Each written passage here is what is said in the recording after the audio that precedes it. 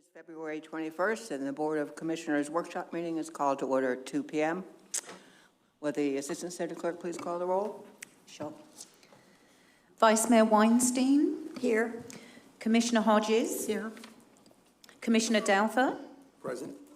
Mayor Black? Present. First item on the agenda is public comment. This is for anything that is not currently on the agenda. Does anybody wish to speak? There's one more person coming in. I'll give him a chance.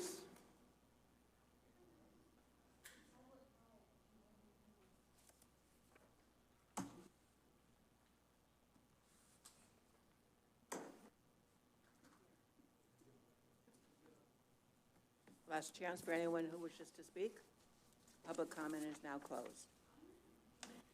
First item is the Seafood Festival of, oh, I'm sorry, I thought you were going up to talk to her. My apologies. Welcome to my confusion. Hi, I'm Missy with the Treasure Island Madeira Beach Chamber of Commerce. We would just like to remind and invite for our debate next Tuesday. It's not a debate, it's a forum. Thank you. Political forum. Thank you, thank you. Next Tuesday evening, everyone's invited. We'd love for the public to come out and ask the candidates their questions. There'll be a 2-minute introduction per candidate, and then question and answers. Everyone will be asked the same question, and each will be given a minute to answer. And then at the end, they'll also have 2 minutes to recap. Thank you very much. Thank you. Anybody else? Public comment is now closed. Seafood Festival update, Director Hatch. Good afternoon, Mayor and Commissioners. On August 20th, 2018, the Board voted to approve the terms and execution of a contract for the 2018 Johns Pass Seafood Festival. I'm here to provide an update on the completion of the contract. Essentially, we had 8 items on the contract that we asked for to be completed, as well as following the general city ordinances related to the special event application. And as of December 12th, with the final payment from Johns Pass Seafood Festival to cover the remainder of the hard costs,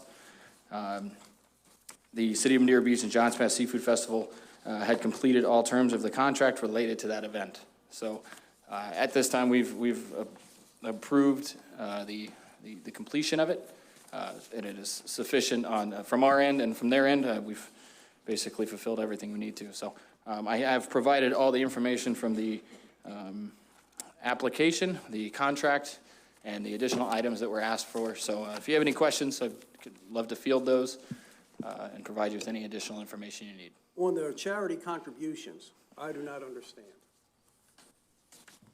The St. Petersburg Shuffleboard Club is a charity? I don't think so. The Keep St. Petersburg Local is not a charity. Preserve the Berg is they're just trying to stop big buildings being built in that part of St. Petersburg. How is that a charity? Where are they coming up with this stuff as charity contributions? It plainly says charity contributions. These are not 501c organizations. They're not charity organizations. I don't understand. I would like you to get with them and find out what's going on that. Okay. Yeah, I do know that this list was provided at our request as far as the charitable contributions above and beyond the fiscal impact, which I've provided. We present them with a bill for the hard costs and what we expect them to pay us. And then there's the additional, the Recreation Center received half of the parking fees from that event as their charitable contribution. The remainder of the list, I can get clarification on. And Madeira Beach Rec Center is not a charitable contribution either. We're not a charity. Well, they provide donations. It's a tax exempt. That's not what this says. And what they said was they're giving money to charities. So I want to know what charities and how much, not the Shuffleboard Club, stuff like that. To me, that's just Okay. way out of reach. Thank you. Additional question? Yes, can I ask a couple questions? The first one was, Jay, and I didn't get this until pretty later. I would have called you and asked you actually in advance, but I didn't get it till late. Under the fiscal impact, where you've got the numbers there, the Yes. $100 and the $4,000, et cetera, and you're adding them up to the total payment, is that supposed to be added, is that supposed to be the same figure as 623025? On the, oh, on Under the that, total payments, right. Is the application fee, the EMT, sanitation, tipping, et cetera, road closure supposed to equal that 623025 because it only added the cost or the addition of those things in the second paragraph only adds up to $5,768, and you're showing 62, and I was just wondering, am I missing something or am I looking at it wrong? Do you see what I'm talking about? are you on page 3 or page 8? No, sir, I'm on the first page. I'm on your, I'm actually on your memo page. Okay. The first, Yeah, I have- first I have page. it here. Well, actually, the I just, one cost is 4462, and the other's, I misread that, excuse me. Yeah, the total Thank should you. be 623025. It's page 8 in your packet, but it would be the schedule of payment sheet. That has more, this may have just been a typo on my end, but on the schedule of payments, the total would be 623025. They did give us a $4,000 deposit before the event, right, and then what we did is, once we totaled everything to 623025, they wrote a second check. Well, they wrote 3 total checks. One was the application fee check, one was the $4,000 deposit. Right. And we took that $4,000, applied it towards the 623025, and then they still owed us $213025. So they wrote the third check for that $2,100. okay, that's where it's showing the difference, okay? Yes. It was in that, the difference in the deposit and the other one. Okay, I see it now. Then I did want to just mention that I've got the packet that you presented to us, or the packet that you included in here, did not include the 3 items that I had questioned before that contract was approved. And I just wanted to, I didn't see it before, so I want to give them to you now because I think they should be made a part of the complete packet for last year's Seafood Festival. One is a certificate of liability insurance naming the city as the additional insured. That was not done because this lady sent it to me from the insurance company, from Nuccio and Associates, and I didn't see that in the package. She faxed it to me, naming us, because it just shows Johns Pass Village Association as the certificate holder. Page 14, it's 14 out of 137. 14.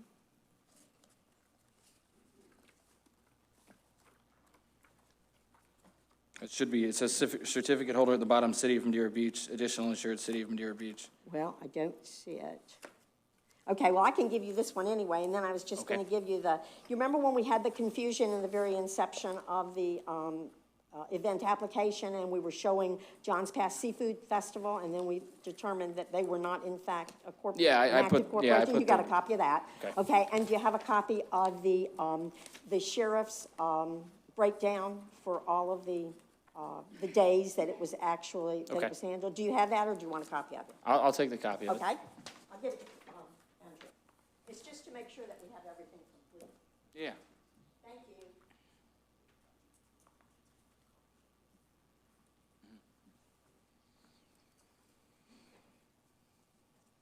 Thank you, Jay. Yeah, thank you. I have a question, but Yes, ma'am. I might need to direct it to the city manager. Okay. Jonathan, as far as these here charitable contributions, the Seafood Festival is there. They pay the city what the city needs, or what we're asking and everything. What they do with their leftover money, it really isn't our place. Am I wrong? That is correct. The agreement between both parties does not restrict or manage or direct how the additional funding or the contributions that the Seafood Festival makes. So that's outside of our purview. They provided that documentation as a list of the cost per forma that's provided to the city, but we do not regulate or manage who they contribute who they make their contributions to, whether it's a charitable organization or another entity. Okay, thank you very much. Jonathan, is that true even though we give a certain amount of money, like with all the parking or whatever, to the organization to sponsor? Because that's a big chunk of money, so.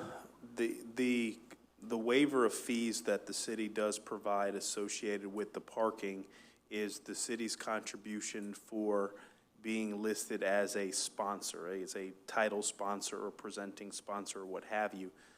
There's nothing in the existing arrangements that calls out for the outline or management or delineates the criteria that they have to comply with for the purposes of contributing to 501c3s or non-for-profits or community social groups, those types of things. We don't get down into that granular level. We just, as part of the arrangement, we are waiving parking for the purposes of assisting in the event and being listed as a sponsor, but not to the point where we regulate and manage who they contribute the funds to. Okay. I don't agree with that, but. Yeah, because what we asked for was, what charitable organizations are you donating to? We didn't say, who are you donating to? We said, what charitable organizations were you donating to? And when they come back with all these other people that they're donating to, like downtown St. Petersburg and the Shuffleboard Club of St. Petersburg, that they're not charitable organizations, and that's not what I asked for. Well, and with respect to this, without going through these entities to find if they're 501c3s or 501c6. I already checked last night. I got the list right here with me, and they're not. But yeah, we don't regulate for any event that we have a contract with who they contribute to. With respect to that, that's something that the event organizers have the sole discretion over, over that pot of money that they receive as a result of putting on the event, but we haven't got into that granular of a level on the contract side. So basically what you're saying, Mr. Evans, is that the list that they're showing here, if they just leave off the word charity and just make it contributions, you know, it's them, Right. and what they would do with their Right. money then. So, Okay. yeah, they can change it to donations or what have Sure. you, and, you know, therein lies, you know, that addresses some of the concerns. Okay. And I would discourage the board from trying to regulate the entities in which they contribute the funding to, just from the standpoint is you don't want to have it look like there is a selection of, you know, their city is behind who's picking which charity and those types of things. So if that's something that they do as part of their event, they should have the sole discretion to make that decision. The only thing that I would say that if you wanted to advocate for is certainly advocating for, you know, your local charities to be considered, you know, whether it's the Boys and Girls Club of, you know, if there was an outfit here in Madeira Beach or those types of things. But I wouldn't encourage the board to regulate a contract to say which charitable entities or which, you know, entities to grant money to. I would say that should be something that's at their discretion. Thank you. Any more comment about this subject? Thank you, Mr. Hatch. Thank you. Next item is the Seafood Festival proposed agreement. City Manager. Madam Mayor and members of the Board of Commissioners, this item is to seek City Commission direction on a proposed contract additions and modifications to the previous contract that was executed between the City of Madeira Beach and the Johns Pass Merchants Association.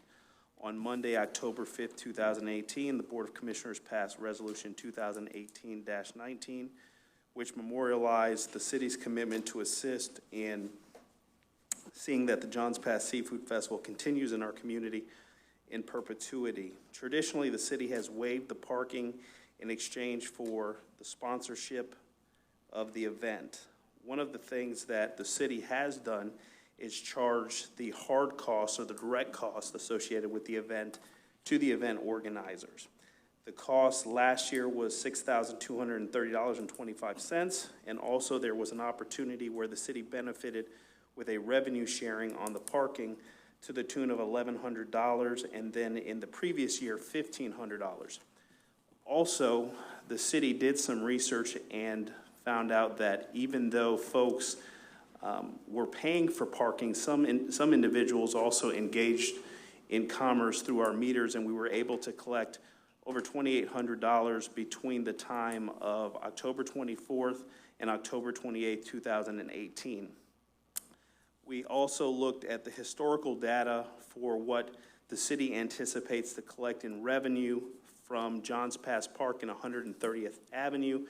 And over the last 3 years, we saw that on average for the month of October, we collected approximately $16,000. City staff, myself exclusively, met with the event organizers and came up with what we believe to be a modification to the contract that addresses some of the items that were articulated by the board in previous discussions. One of the things that has always been a point of discussion or a point of contention is the parking, the waiver of the parking. There is no empirical data that we as a city can provide the Board of Commissioners as far as what the value of the parking is for that event, because we have not collected revenue associated with that, because as part of the arrangement, we have waived that parking. One of the things that the event organizers were interested in is to entertain a modification to the contract whereby the city of Madeira Beach will be the exclusive concessionaire or provider of parking. So effectively, we would not be waiving parking. One of the things that I would encourage the board is if you wanted to move forward with providing parking for the event and we are to charge, that you amend the fee ordinance to provide for festival or event parking where you can charge a different rate as part of the festivities and activities that you have happening. In return, the city would not levy any fees associated with the city's hard cost, not to exceed $8,500. Traditionally, the number has been within that $6,000, $7,000 number. The reason that staff believes that the board should consider that is because the $6,000 of revenue that is collected associated with this event is less than 0% of your total overall budget. In addition to, it brings a lot of folks to our community. It is a major community event and is an economic driver in the community. And we believe that in a true partnership that this would be a great opportunity for us. Also, when the revenue is collected associated with that event, it goes into the general fund and is utilized for other general services. You have already, by adopting your budget, have included all the funds necessary to fund the organization. So it's not like payroll would not be able to be met or any other bills would not be able to be paid if we do not receive the money associated with this event. In return, the city would be listed as a title sponsor with top billing and be introduced on all marketing collateral. One of the things that we also wanted to incorporate in the contract is, since the city would be the entity responsible for the parking, that we would absorb the costs associated with law enforcement for traffic control and safety and perimeter control. The event organizers would be responsible for the patrol deputies that are required for the purposes of supporting the event and the festivities, the evening security to secure the vendors, equipment, etc. So we believe that that is a fair trade from the perspective that traffic safety is associated with parking, associated with the use of our roadway, or the state roadway for that matter. So we did a little rough math, and if we assume that 25% of the parking was not going to be available, or 45 spots were not going to be available, that if we can conceivably turn 133 spots twice at $20 a piece over a 3-day period, the city looks to generate about $15,000 in revenue. If you're able to turn 133 spots at $60 3 times over that 3-day period, you're looking at $23,000. So realistically, we are entering into an arrangement assuming that the risk and the reward will balance out. And we believe from the staff standpoint, at minimum, we should be able to turn one parking space at least twice, if not 3 times. And we use the number of $20 just for conversation's sake. Right now, city staff is prepared to move forward with the agreement, considering any modifications that the Board of Commissioners may have. The reason that we want to have this conversation with the board sooner rather than later, we would like to proffer a contract if the board is in agreement and bring that back to you at your meeting on Monday and allow for the event organizers to move forward and start planning this event. This event obviously takes a lot of time, a lot of effort, and a lot of marketing that's associated with it. So staff would like to utilize the existing shell of the 2018 agreement, make these tweaks and modifications based on the direction that we get from the board, and hopefully be able to move forward with a 1-year agreement for the 2019 Seafood Festival. And staff stands prepared to answer any questions that the Board of Commissioners may have as a result of this item. Mr. Evans, I have a question. I noticed Sunny's not here today. She has already gone over all this with you. Her and I have spoken about the elements associated with this, and Director Hatch has been in constant contact with her as far as certain elements of this contract, so she's aware of it. Okay, so do you actually feel like if we decide we wanted to make changes to it, do you think it's fair that we should do this without Sunny being here? If it is the board's pleasure to make any changes or modifications to it, what I would encourage us to do is certainly share it with Ms. Flynn and make sure she's okay with it before we bring you something back to consider. So if there's no modifications to what's being proffered here, and if we can sit down with her prior to, then we would bring forward something that has some tweaks and modifications, but we would want a mutual consensus on both parties' part before we bring an agreement to execute. I understand. I just didn't want to do anything without her being present to give us her point of view on different things before we made any changes, or if we make any changes. I only think it's fair to have her present at the time. So is this something that you said we will be talking about on Monday again? If it is the board's direction to move forward with the contract with certain modifications to this, if this is the desire of the board, we will reach out to Ms. Flynn, share with her the comments the board has, plus the existing shell of the arrangement, get her perspective on it, and if it is something that she feels comfortable with, we would look to bring it to the board on Monday.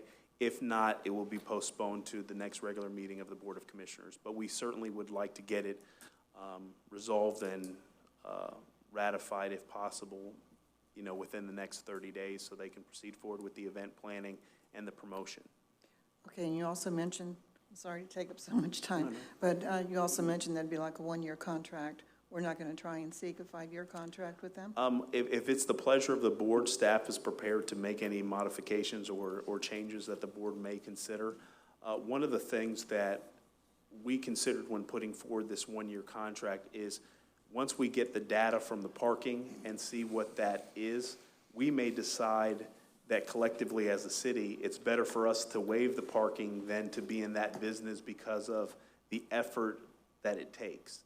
And so there may be certain elements that we decide to modify as it relates to this particular agreement. But what we wanted to is get to a point where both parties see it as a genuine partnership and both share in the risk, and it becomes something that we're both helping to promote and market as a stakeholder event here in the city of Madeira Beach. So that's why you see a little bit of give and take on the agreement instead of the agreement that was proffered in the previous year. Okay, thank you. Yes, I have some comments.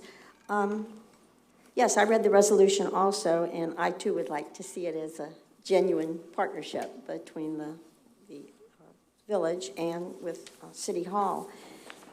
So nobody get frowning, because I am for the Seafood Festival, despite what a lot of people think. But I really was, I have to say, and we'll put it to bed, but I have to say I was so disappointed in the pre- and post-festival behavior and leadership of the association last year.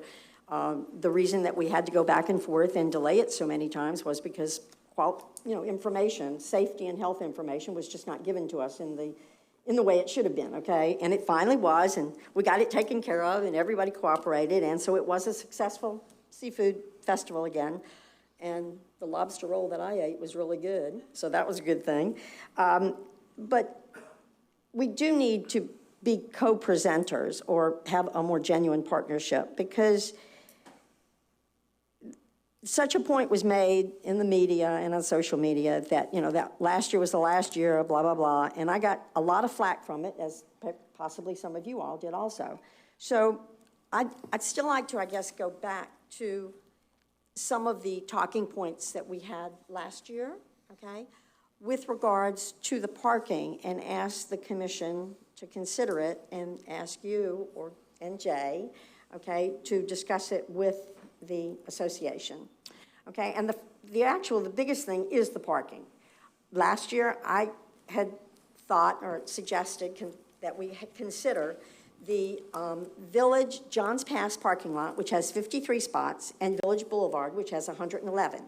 That's definitely used up by the festival, okay? And that's fine. That is a part of the festival activities.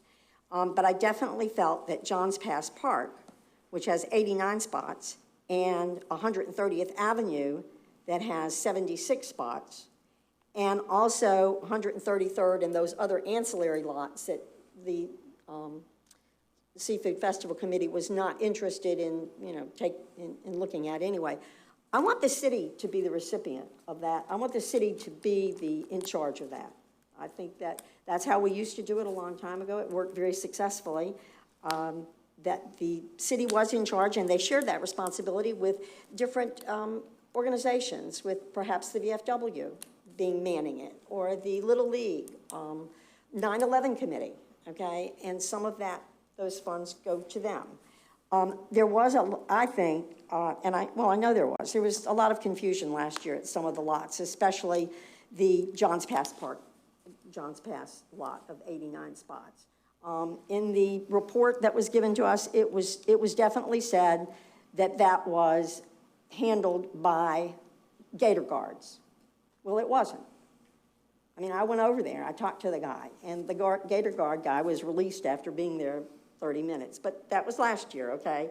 And I just think that the consideration that I would like to see the board offer to the Seafood Festival would be for the city to have more control of those parking lots, since we are giving up the Johns Pass parking lot of 53 spots and Village Boulevard of 111. It's 164 spots that we are, you know, saying we know we want to have this event, and it has to, you know, include all of these spots. And then the other thing was, I would like to ask that there's one thing under the resolution for the new one that says the Board of Commissioners committed to appointing a liaison from the board. I would certainly ask if this should not be a liaison from the administration of the City of Madeira Beach, not the Board of Commissioners, because it's an administrative duty, I feel, okay? Have you discussed that with them? I think that this was not in the resolution from last year. Right. We have not had the conversation with representatives from the Merchants Association about staff serving in that capacity. If that's something that's the pleasure of the board, we can have that discussion.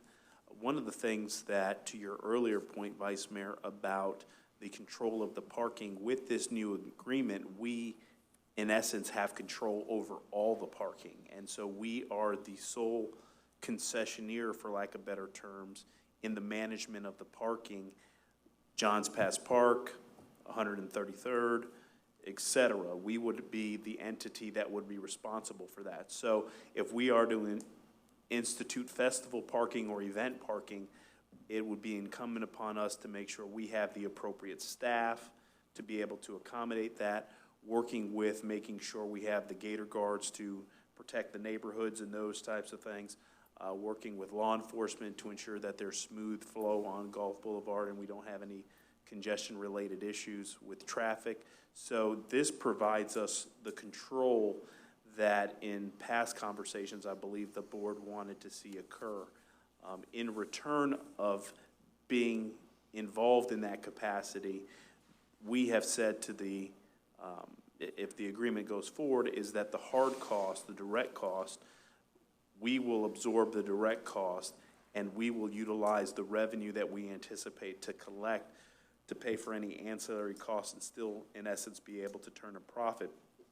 What I'm hopeful for is that by this arrangement, we can, in essence, the $6,200 that we have asked the Seafood Festival to pay, and what we receive, and then the additional costs in law enforcement, whatever that may be, and what we see in revenue from the parking lot would be something that would either offset or actually turn a profit. But I cannot sit here today and tell you the value of that parking because there is no data that can support it, and it's just a number that we can formulate and hypothesize on, but there's not a number that I can give you as far as what the value is and what the activity is, because we've traditionally just waived the parking there. So this would give us the numbers to make, I think, better decisions in the future, and provide for an opportunity to share in the overall success and benefit that the Seafood Festival brings to the community.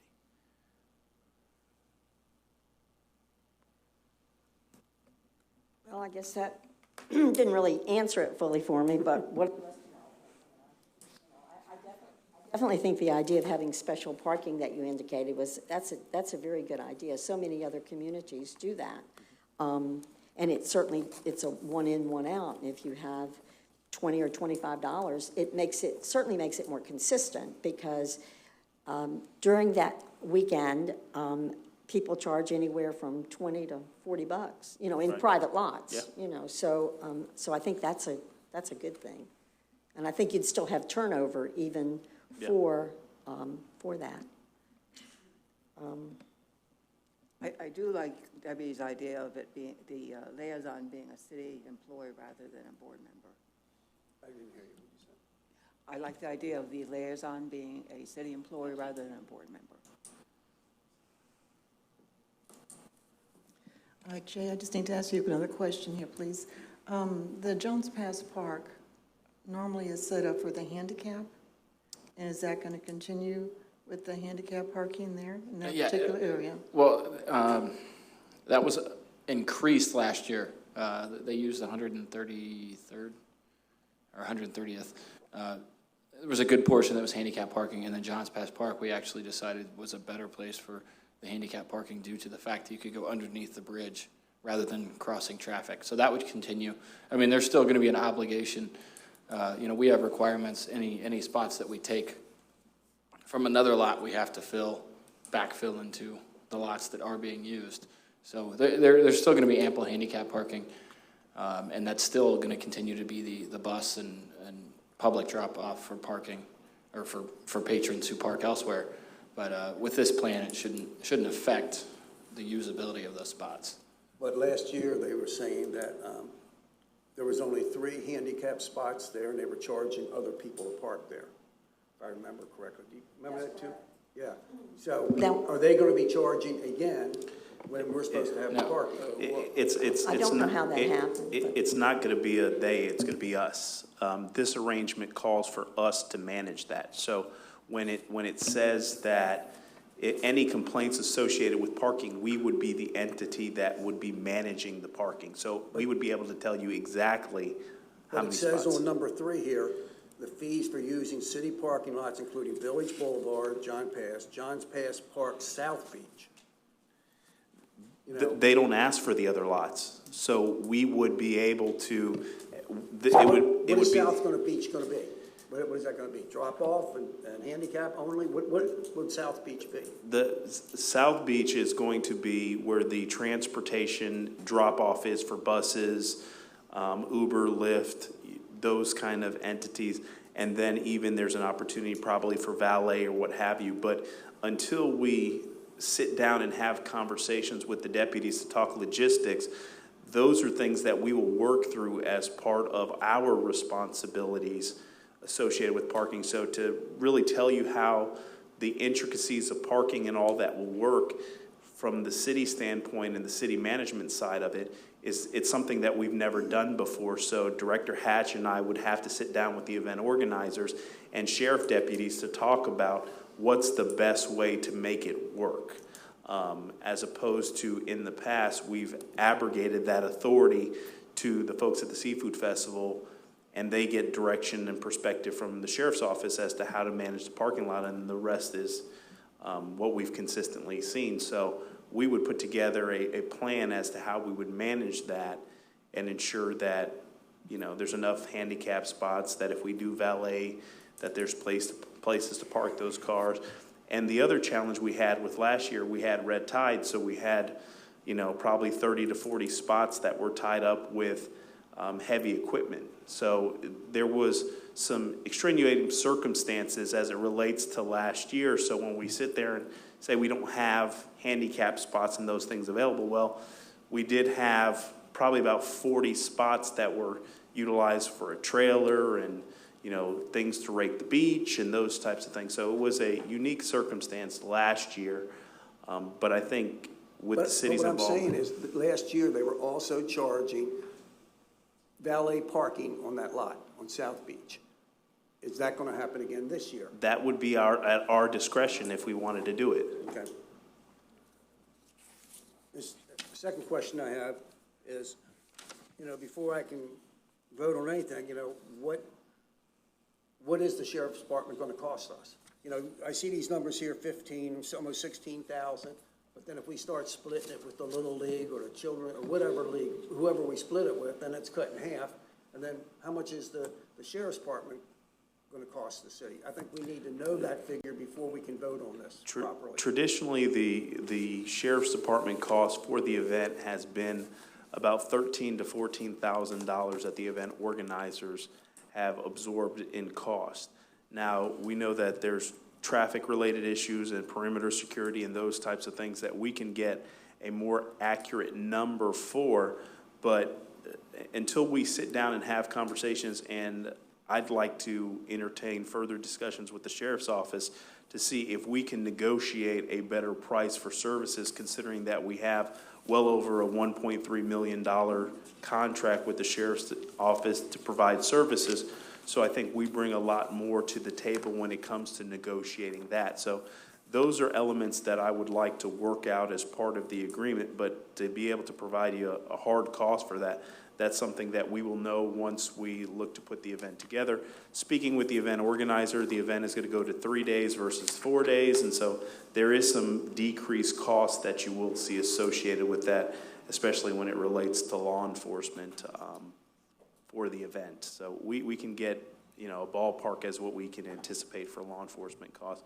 But our hope is that the revenue generation and revenue collection associated with the parking should conceivably offset any hard costs that we would have as a city, and indirect costs as well. When you say 3 days versus 4 days, that means they will not even start setting up till Friday morning? I would have to get with the event organizers specifically, but I think they would probably have load in. It would just be load in of the stage on Thursday, and then the event would be Friday, Saturday, Sunday. But it would just be load in, as opposed to loading in and then having some festivities on the Thursday or what have you. It would be the festivities would start Thursday, Friday, Saturday. So there may be mobilization of, you know, setting up equipment at stage. Basically, parking will be down on those streets in that parking lot on Thursday, Friday, Saturday, and Sunday. In the parking lot on Village Boulevard and those Village Boulevard that the event normally occupies, and the lot right in front of the VFW, there's nothing that precludes us as an organization to start charging the event parking fee or what have you the day in which the load-in occurs. So there is still some ways and some details and some specific nuances that we have to work out on the staff side. But we wanted to see generally if the board is in favor of the concept. To clarify too, the early load-in that you're asking about, it was just the stage and the tent in that lot next to the VFW. That was the day before and then the morning after on Monday. As far as everything else, the vendors and the food trucks and everything else, they loaded in on Thursday morning for the event. So I would going on the history of the event, the tent and stage would arrive on Thursday versus the Wednesday, and then the street itself, all the parking in front of the shops, they would not be affected until Friday, because they would do the Friday morning loaded. Because last year, they did it all, they started coming in on Thursday. They didn't finish coming in until Friday, but they started coming in on Thursday and Correct. taking up the spaces that they were allocated. Yes.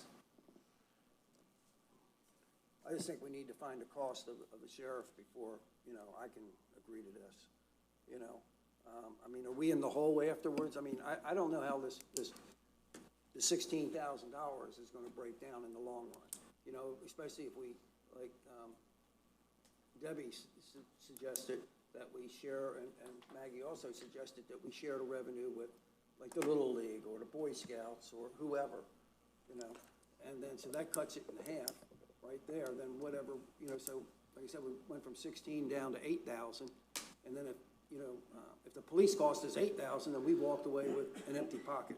Well, one of the things the board can counteroffer and put on the table is that, we're okay with elements associated with the contract, but the law enforcement side, would the village association be willing to absorb the costs associated with law enforcement? Because they're still not going to pay the hard costs that the city incurs. We can come with a counter proposal that says the Board of Commissioners has concerns with respect to that one element, but I won't know until I sit down with law enforcement and have the meeting to say, how many deputies are we going to need? Is there an opportunity to address the costs associated with that? And that's more of a staff level discussion, and they'll provide us that fee once we sit down with their mobile command staff and their to discuss that. But if there's heartburn with respect to that one element, that's something that we can have a counter proposal and say,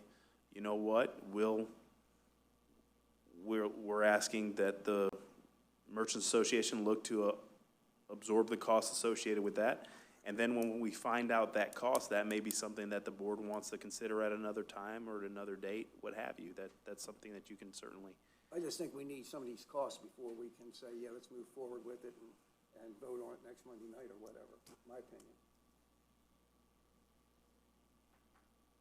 I think that the general idea, and I might be wrong on this, for today is just to go along with the concept that you've proposed on this.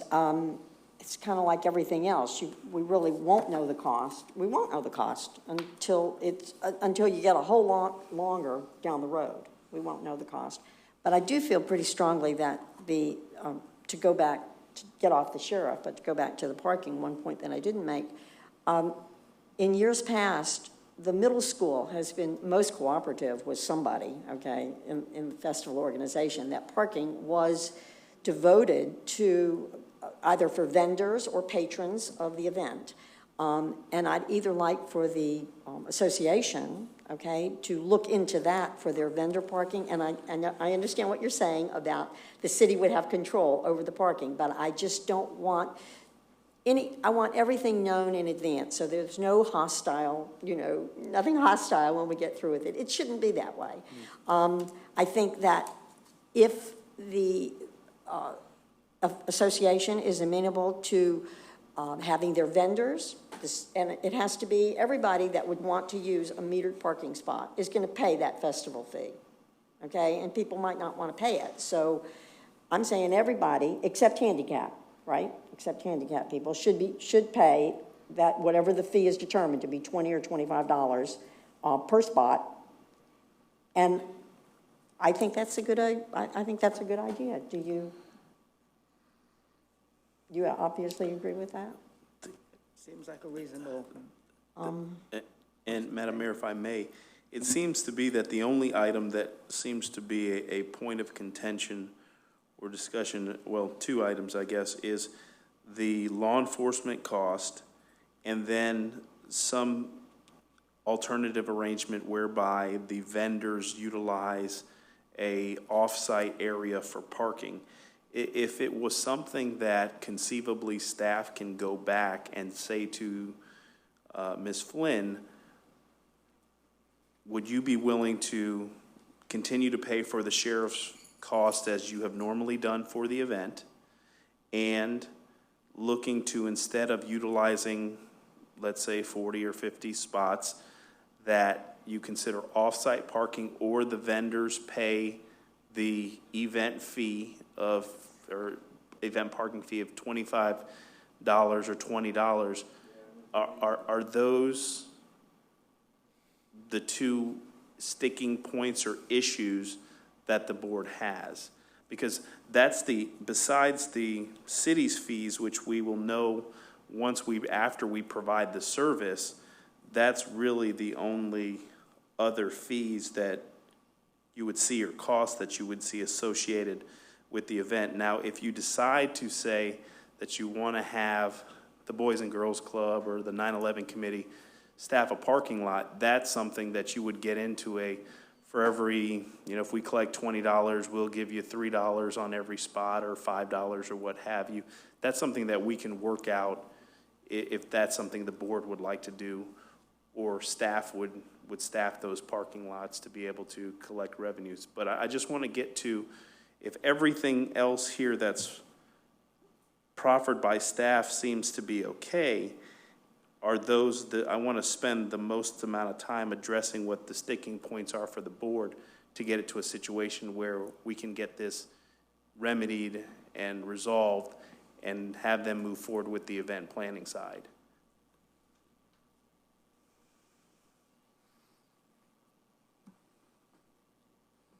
So, Mr. Evans, what you're saying at this point here is really just the parking that we're going to be discussing? Is that what you're asking us to think over, or? If there is an issue with respect to the law enforcement cost, Okay. and then the off-site parking for the vendors, but everything else here conceivably looks good, then I can go back to Ms. Flynn and say, these are the issues that my board had. Is there any concession with regards to that? And she may come back and say, Jonathan, the vendors can pay the $25 event parking, and we'll absorb the sheriff's department cost.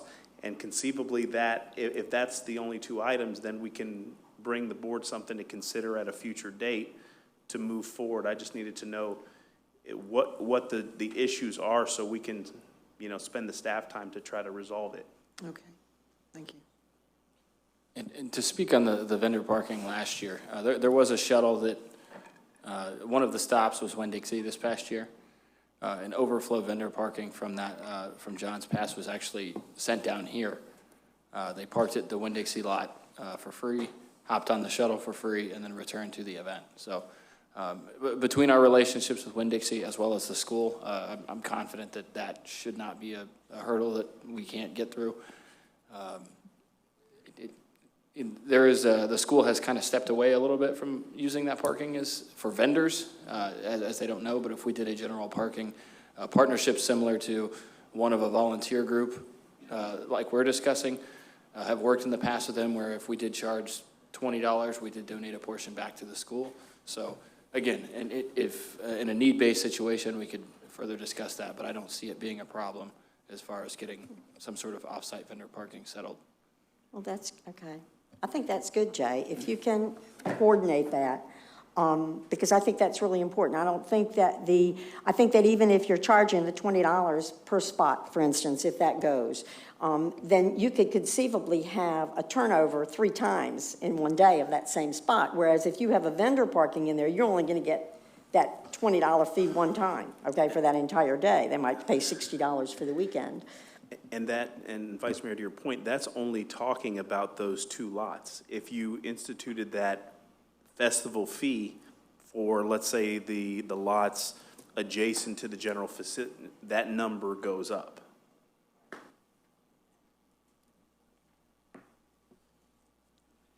Is there any more discussion on this item, or can we go forward and with the changes? I think I had one thing that I wanted to ask. Oh, yes, I would like to ask if, in years past, it truly was, there were certain things within the festival that truly represented the longstanding history and tradition of our city being a little old fishing village. And there hasn't been that in several years, and I'd like to maybe just ask for consideration of something, to be something special with regards to the history of Madeira Beach. A booth, whatever it might take, to make it, yeah, a big, I don't know, I'm looking at one of our people in the audience, two people actually, who remember those things from the old days, that it was a good representation of our city to the tourists, that the, of our line. And Vice Mayor, to your point, I think one of the things that I've heard through folks, and even most recently, we went to Church of the Sea for their 75th anniversary. They were talking about the blessing of the fleet. And I think that's something that would be able to, how to incorporate into the event as, you know, going back to our tradition and our values and those kind of things. So I think there's certain things that we can do, but if we formulate this genuine bond and genuine relationship and partnership, those are things that folks are more susceptible to consider to support us in doing that. So I think that we can get to that point. I don't see that as an issue. Remember, we had the blessing of the fleet. That was a wonderful part of the beginning of the festival. Thank you for reminding me. Yeah, okay. Any more questions of Jay? Or? Thank you, Jay. Is there direction from the board to address the law enforcement and the law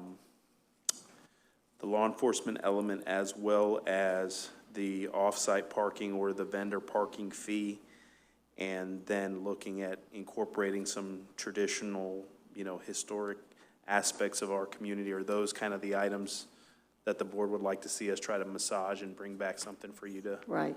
And when you say the sheriff, you did say somewhere in your memo, I think, that the periphery costs, or the periphery of the city, okay, of Johns Pass Village, certainly because it's city property, would be our responsibility, but all of the other costs of the sheriff's department would still be directly onto the festival committee, because they are protecting the property of the vendors, et cetera. And is the that patrons, right? absolutely. Okay. You know, the traffic flow and the perimeter security of our neighborhoods and things like that would be our responsibility. But we can work on that and then bring something back for the board to consider. But those are conceivably pretty, I think, easy things for us to work on and bring you back an item for you to consider.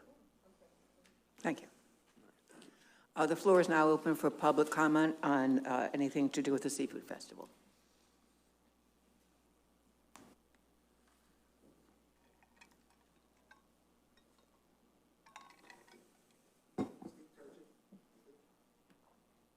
It will be good. 15301 2nd Street East, Madeira Beach. I may have missed it, I didn't hear. Is there ever a thought, being that we're talking about the cost of the deputies, and that price is going to keep getting higher and higher, and $16,000 is a lot of money. For non-essential deputy duties, has it ever been looked into for a private security to come and man some of those things, that there's manpower there, they look official, they can coordinate with the deputies, but it can start to keep the cost down? Pretty soon, we're not going to be able to afford just the police department of what they're going to be charging for, coming down on this, because I'm sure everybody there is getting overtime. So that's a large thing, and if you start putting vehicles into it and all, as far as traffic, that's going to have to be police and all, but as far as anybody that's walking around or not really legal, where you need a deputy and nobody else can handle that, if a security firm might be able to handle something like that, a large security firm. Thank you. You know, I think in regards to his comment, 3 years ago, I think it was 3 years ago, they did have private security do the inside part, if I remember correctly. That's correct, Madam Mayor. In conversations with the Sheriff's Department, they are adamantly opposed to that type of an arrangement because of the concerns associated with the deputies are highly trained for, certain situations.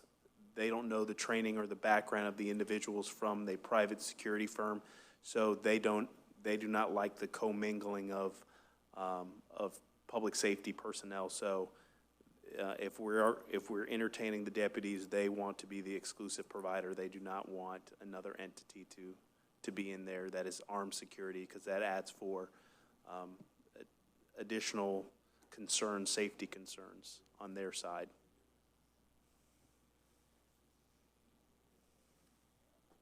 Are we ready? Okay. I don't need the whole 3 minutes. My only comment was I didn't see a single point of contact for the Seafood Festival with the city. I would suggest Mr. Hatch over here, since he's so familiar with this, why don't we make him the liaison officer so that we can quiz one person rather than a whole panel? Thank you.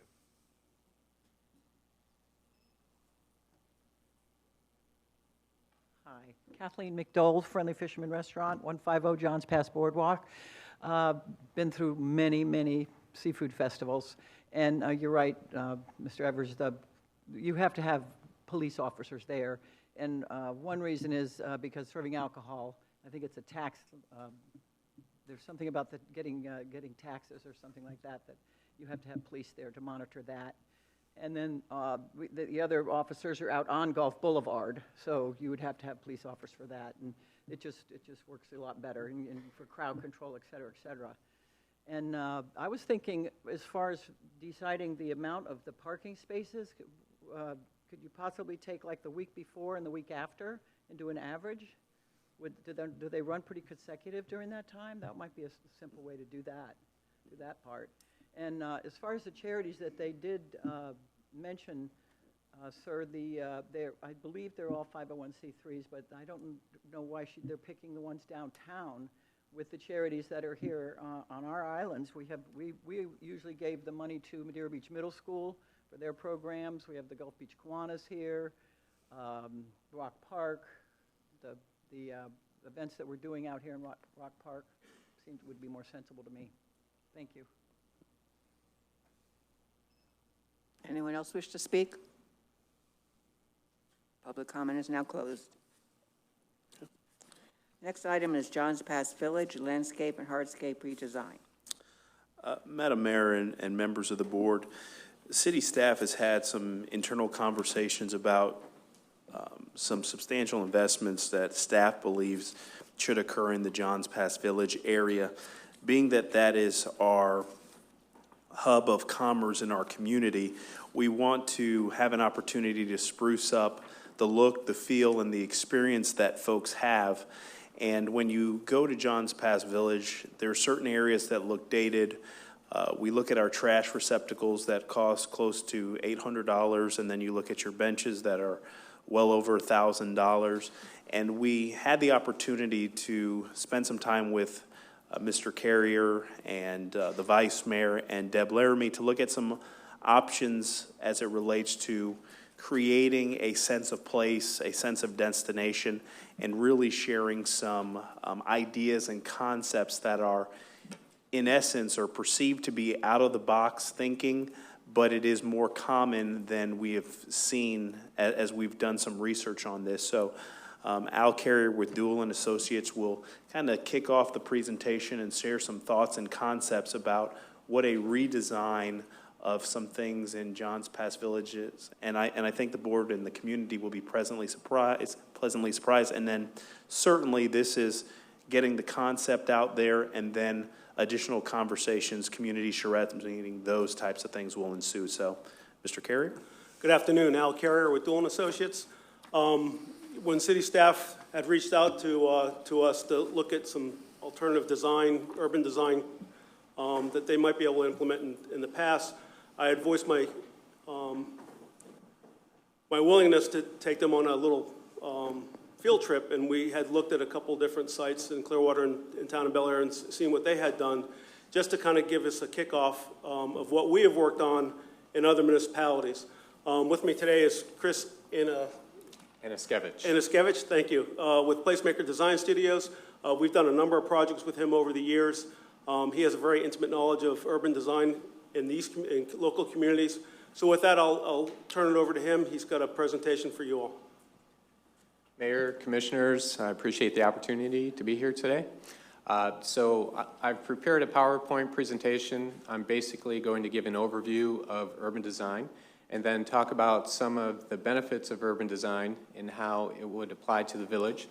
And then I've got a couple examples of different projects we've worked on to show you. Every urban design project is unique, so every project has its own approach. So basically, a broad definition of urban design is the arrangement and design of buildings, public spaces, transportation systems, services, and amenities, giving shape and identity to a location. It's about making connections between people and places. Urban design can refer to both the big pictures and the details of what gives character to a place, and the details referring to garbage receptacles, benches, lighting, planting, landscape, coming up with a holistic approach where things seamlessly fit together. And really we're talking about creating places and spaces that work for people. Some of the benefits of urban design include good placemaking is needed to stay relevant and competitive with other destinations. It attracts new businesses and people. It, again, creates people places. It's a place to see and be seen. Encourages physical and social activity. Encourages a sense of belonging and pride for one's community. It brands a location and provides identity. It can also speak to the history of a location. It can boost civic pride and enhance civic image. It enhances sense of safety and security, and it creates a memorable experience. So with respect to Johns Pass Village, the approach would be to take a holistic design approach to develop an appropriate, context-sensitive design solution that creates a memorable, distinct location. And specifically on this project, what we would suggest that would be looked at includes the pavement design, lighting options, both accent and site lighting, seat walls and different seating options and benches, planters, the potential incorporation of art, bike racks, trash receptacles, and landscape elements. So I'm going to briefly just go over a couple projects we've worked on, and again, every project is unique and different, so we have a broad approach on each of these projects. So this is a project in Vancouver, Washington, where the city had commissioned us to look at a railroad crossing that separated the waterfront the city had with downtown. So we essentially looked at gateway options for the city of Vancouver, and in each of these options we looked at adding design elements of, in this bottom one, a waterfall and lighting options and how we can incorporate landscape into the lighting with hanging baskets, and also some trellis features to help this feature this crossing sort of disappear and become an attractive element, a gateway element for the city. And these were some other options. On the bottom there, you can see the experience of going through the underpass. So we looked at incorporating art, lighting, undulating trellis system that was reflective of the waterfront they had, with some salmon motifs that also spoke to the salmon history that's very important to the city of Vancouver and their waterfront and the Columbia River waterfront. A more local project here is in Largo. We worked with the city of Largo and the stakeholders of the Medical Arts District, and we looked at branding the campus as a health and wellness campus. How could we create a more pedestrian-friendly environment? So we also looked at gateway opportunities here, ways to incorporate art into their campus, and the potential for introducing parking garages so we could get rid of some of the surface parking and begin to have more open green spaces that would begin to create the campus look they were looking for. In addition to that, what sort of lighting elements we could have and other furnishings that begin to define it in a holistic way. So all the elements sort of work together to create the experience in the placemaking. Another project that is currently in construction in Gulfport is Tangerine Plaza. So the Tangerine Greenway is actually an old rail or trolley line that connected St. Pete and Gulfport. So the city was interested in creating in sort of an urban area that, well, I should say a green area that could be a festival space, and then also to speak to the history of the Greenway. We looked at introducing a trolley as a permanent exhibit, and then we looked at, as you can see in the upper right, some of the hardscape paving patterns, introducing benches. There were some shade elements, and then the design of this festival space, how that would look as well. Also incorporated into that design is an outer seat wall that can become an element many people use during large events. One other project we worked on is for the city of Arcadia, and this is downtown. So here we looked at really some hardscape paving to improve the image of downtown, as well as introducing some landscape areas. In addition to that, we looked at pedestrian patterns and how we could introduce some mid-block crossings to make the pedestrian flows more work better for what people desired to do. We looked at potentially adding some parking, and then how bikes would move through the site as well. And in addition to that, landscape elements and other hardscape elements. And that's basically it. We just wanted to give you an overview. And again, every project is unique. And we would absolutely tailor a project to your village if that was something you were interested in doing.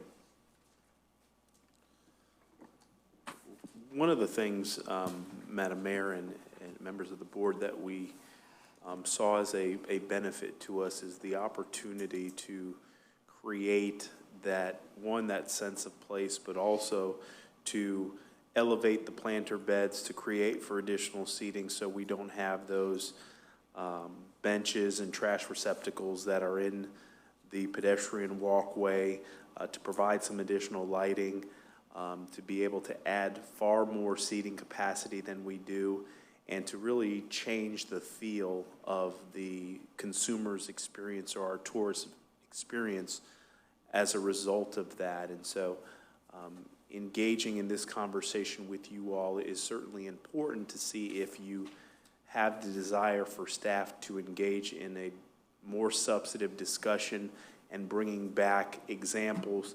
One of the things that we want to do is get your perspective. If the board is in favor in moving in such a direction, we would really tailor a look that would be specific to the village and provide you those visuals so you can see what it would look like.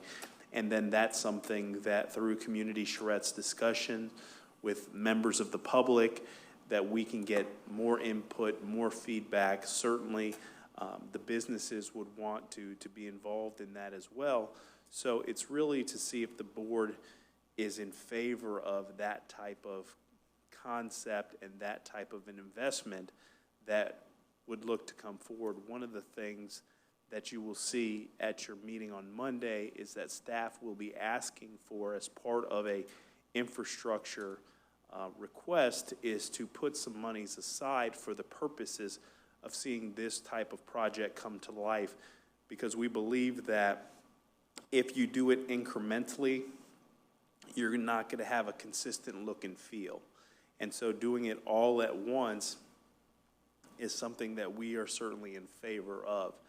And so herein lies the dialogue that we want to have the board and get direction and perspective from you if you're in favor of moving forward with some more urban design type look, feel in the village, breaking up some of the monotony, adding some green space, better lighting, those types of things, and then addressing some of the issues that we have there that shows the age of the investments that we have made over in the village.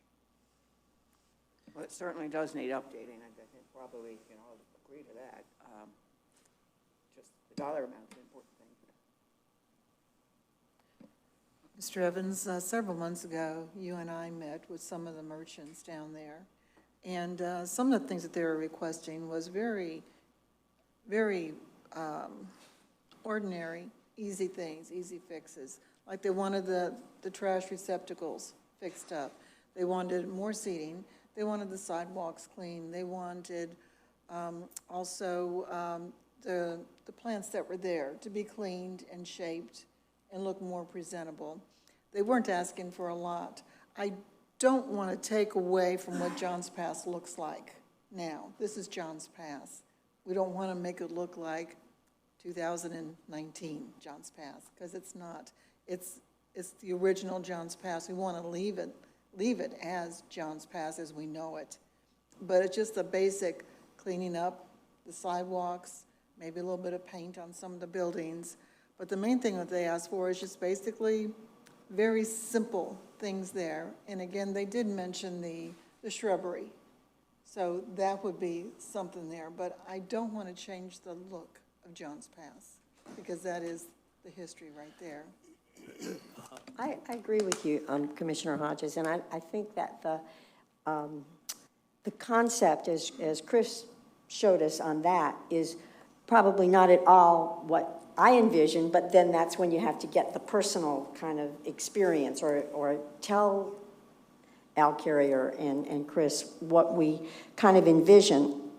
I do think that the city has a responsibility to keep that, after all, for residents, businesses, and for the tremendous increase in tourism. I think it's our responsibility, you know, to make it nice. I know years ago, Pat Johnson, I used to say we wanted it to look like St. Armand's Circle, and we never, you know, we knew that wasn't going to happen, okay?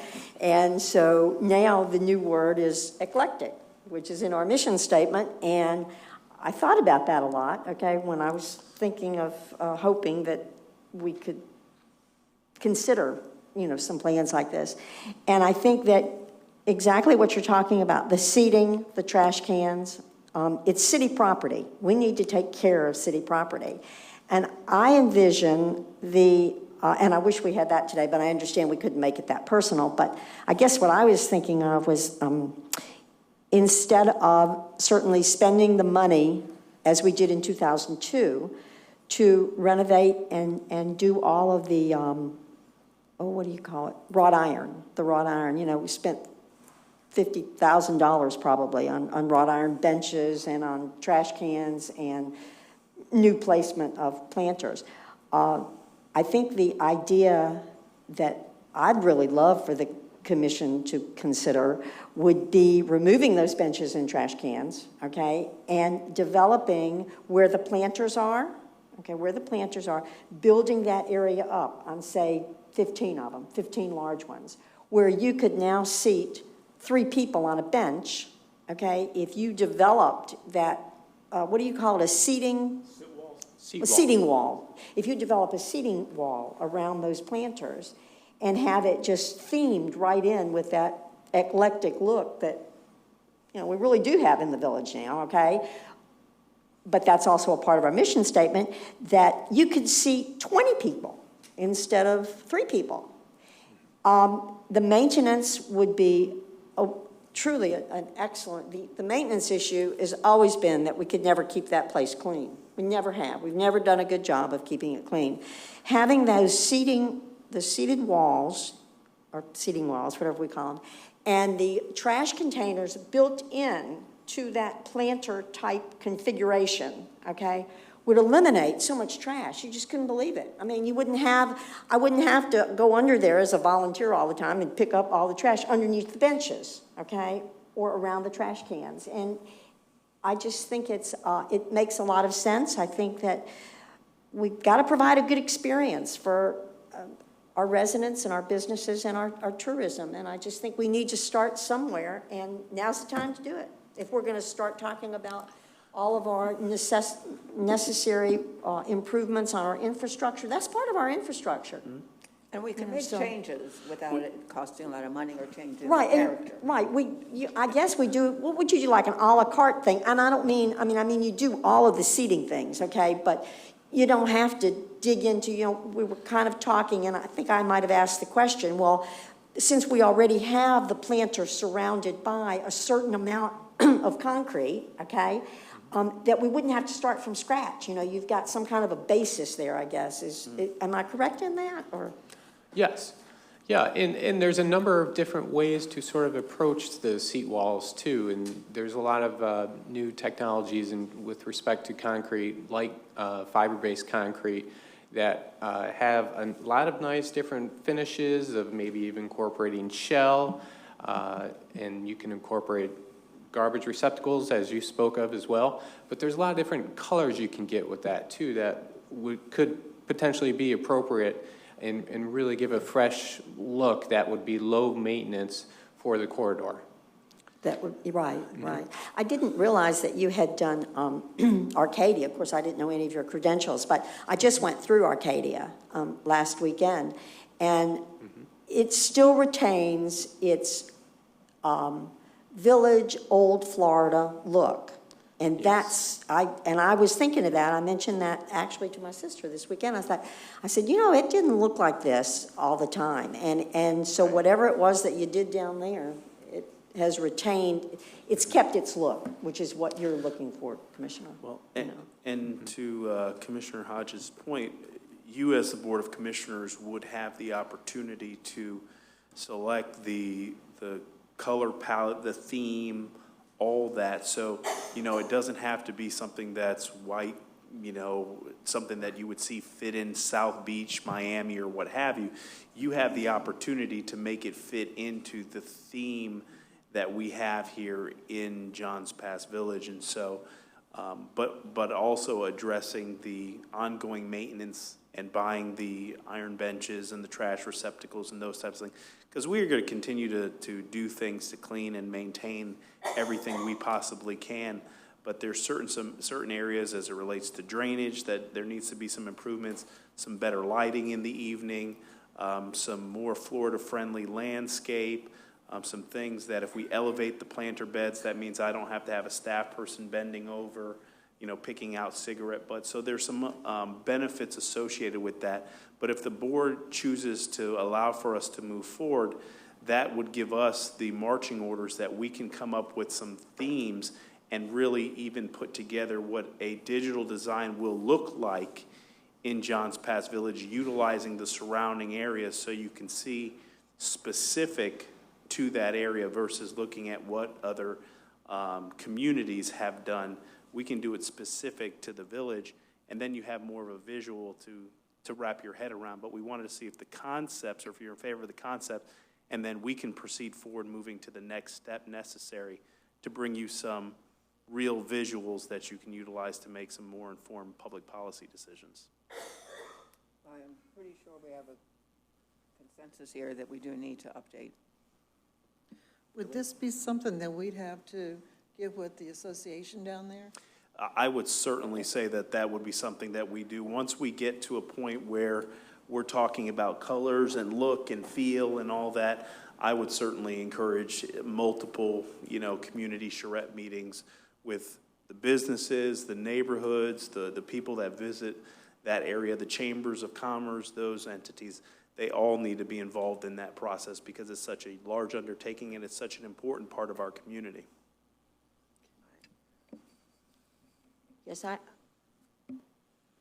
agree with that too, that they should certainly become, but I think what we must remember is that we are responsible for the city portion. That's why we requested that survey a long time ago of property, you know, of where your property starts and ours ends, okay? Because our responsibility is to the city, okay, to the people, well, including certainly all the businesses, you know, but our responsibility is that part of the property that we own, is not in individual signage, although we would certainly encourage that. And we would hope that businesses, along with our putting a major investment, you know, in Johns Pass, would certainly want to utilize that as a good point for them to say, hey, I need to do this. I mean, I've noticed it already with certain businesses down there are taking the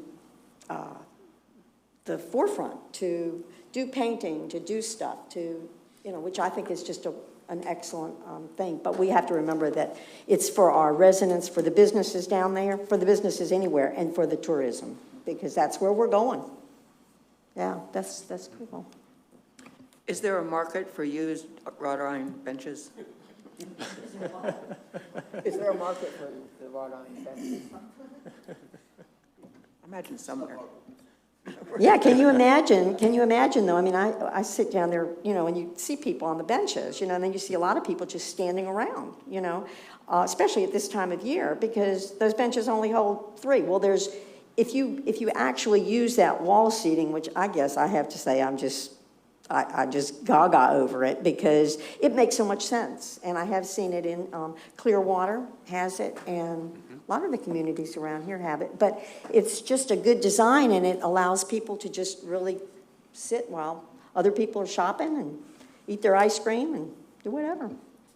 You know, the other nice thing about what they've done in Clearwater and with these seat walls is you can really personalize it to fit the vision of what you have for that corridor for the village as well. For instance, in Clearwater, there are locations where they've incorporated sort of a sponge-like finish in some of the walls, or you can incorporate images of starfish or sea turtles, things like that. So there's a lot of different options and those are appropriate for Clearwater Beach, and there's many options I'm sure we could come up with that would be appropriate for the village as well. And really, that's what we pride ourselves in at Placemaker Design Studio, is coming up with a vision and understanding the context-sensitive solution. So what is appropriate? So we wouldn't necessarily impose a design, but we would help formulate a solution for you that felt appropriate for the village. I do have one more question. Is it appropriate for that company to also look into the wrapping of the those big utility, or is that something else? That's when we talk about the design palette and the colors and those types of things.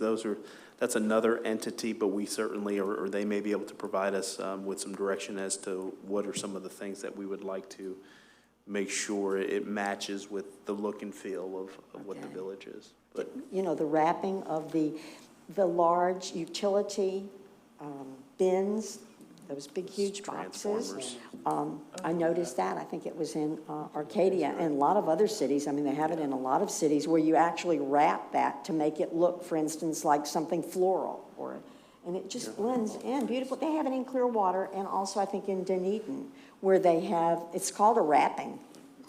And I don't know what material it's made out of, but it's very attractive, and it just blends all in, and you make your own theme, and that's, you know, why it could be so attractive, I guess, in Johns Pass Village, because you've got a lot of it already there. You know, we have a lot of it there. It just takes that extra little bit to make it a really good experience, I think. Thank you. all right, so we have direction to proceed forward and bring you back some visuals. Okay, great. Thank you. Thank you. Thank you. Thank you, Chris. I won't try to pronounce your last name. Anaskevich. Sounds good. Oh, yeah, he's had practice. The floor is now open for public comment on this item. Floor is closed. Next item is the Marina Corrective Action Plan. City Manager. Madam Mayor, members of the Board of Commissioners, pursuant to the findings that was contained in the Carl Riggs and Ingram forensic audit that was conducted on the City of Madeira Beach Municipal Marina, there were 25 findings that were provided to the city. One of the things that we thought from the staff standpoint when we had the conversation about the 25 corrective action plan, 25 findings, staff met, they provided some very good feedback, and there was a lot of good discussion, and there has been continued good discussions that have occurred in the marina operations since the findings. One of the things that I want to bring the board up to speed is there's been a lot of conversations with regards to, do we look to separate the marina operation from the public works operation? From my perspective, I think the board would see a value from keeping those positions together, looking for somebody that has the skill set and has a certification of a professional engineer, since we have a lot of capital projects that we would like to proceed forward with, and having that skill set in-house is a tremendous benefit to the organization, especially when we look at all the roadway projects and infrastructure projects that we have moving forward. one of the things that we would like the opportunity is to proceed forward with the position as budgeted and as advertised. But one of the elements that I think would be a great addition to the organization is looking for someone to serve as a senior fiscal accountant. And that individual would have the credentials of a certified public accountant to manage and monitor our city's enterprise funds, provide internal controls, process improvement analysis.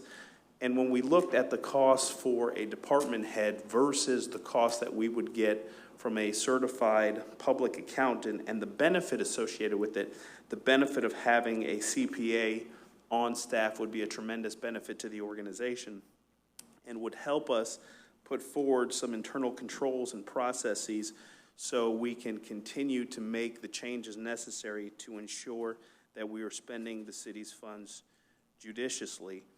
This document that you're seeing today is a living, breathing document. It will change, it will be modified as new staff comes on board, as the department director comes in and takes the reins. We are currently in the recruitment process and have not scheduled interviews yet, but we are getting a good pool of candidates from all over the country.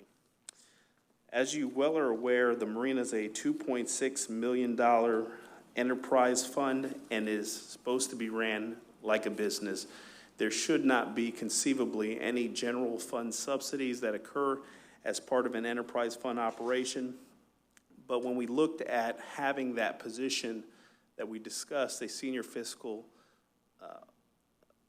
accountant, that particular position can assist all your enterprise fund operations. So whether it's the marina, whether it's sanitation, whether it's stormwater, they would be paid for out of your enterprise funds and not come out of the general fund, which is the fund that your ad valorem taxes goes into.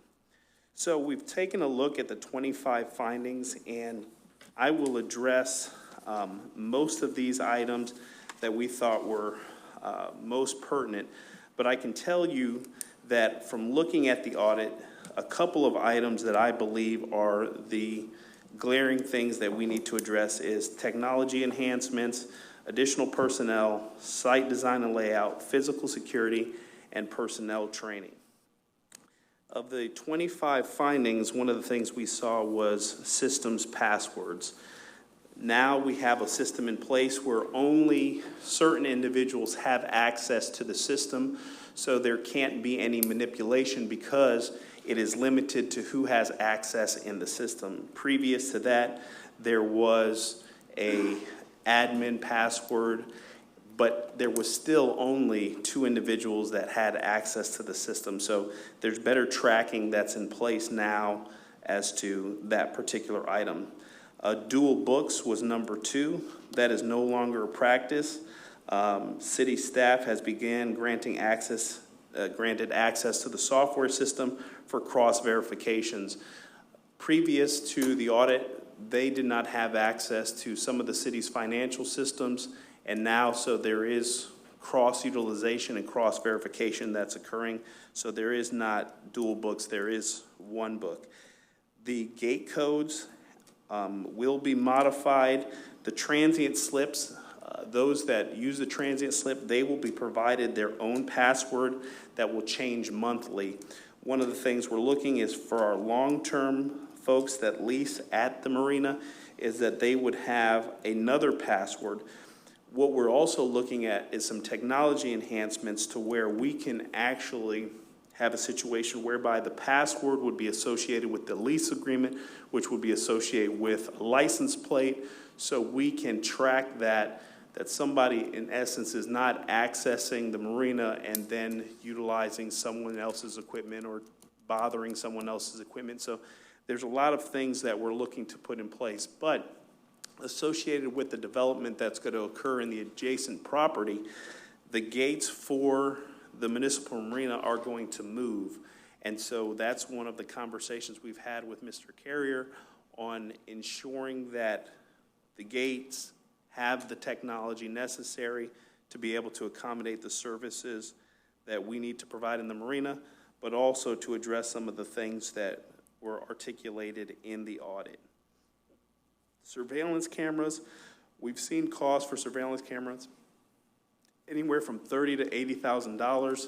We've actually seen some lower costs that have come in as early as today at $17,000. One of the challenges we have over there is there's coax cable that's connecting the marina. We don't have fiber that's ran over there, so the ability to utilize some of the modern technology and some of the wireless technology, it's a challenge for us. Nonetheless, we're looking to make the necessary changes to put in a camera system that is very intuitive, that allows for us to be able to see what's occurring via mobile device, get notifications if certain areas receive motion via the motion sensor, and then also a service whereby individuals can, pay to access and have a view of their vessel that's parked at the marina.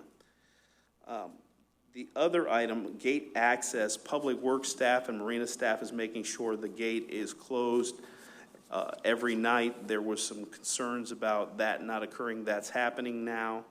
And working with Mr. Carrier, we're also looking to see what automations can occur to ensure that when the new gate's installed, it's something that at a certain time it goes ahead and closes itself.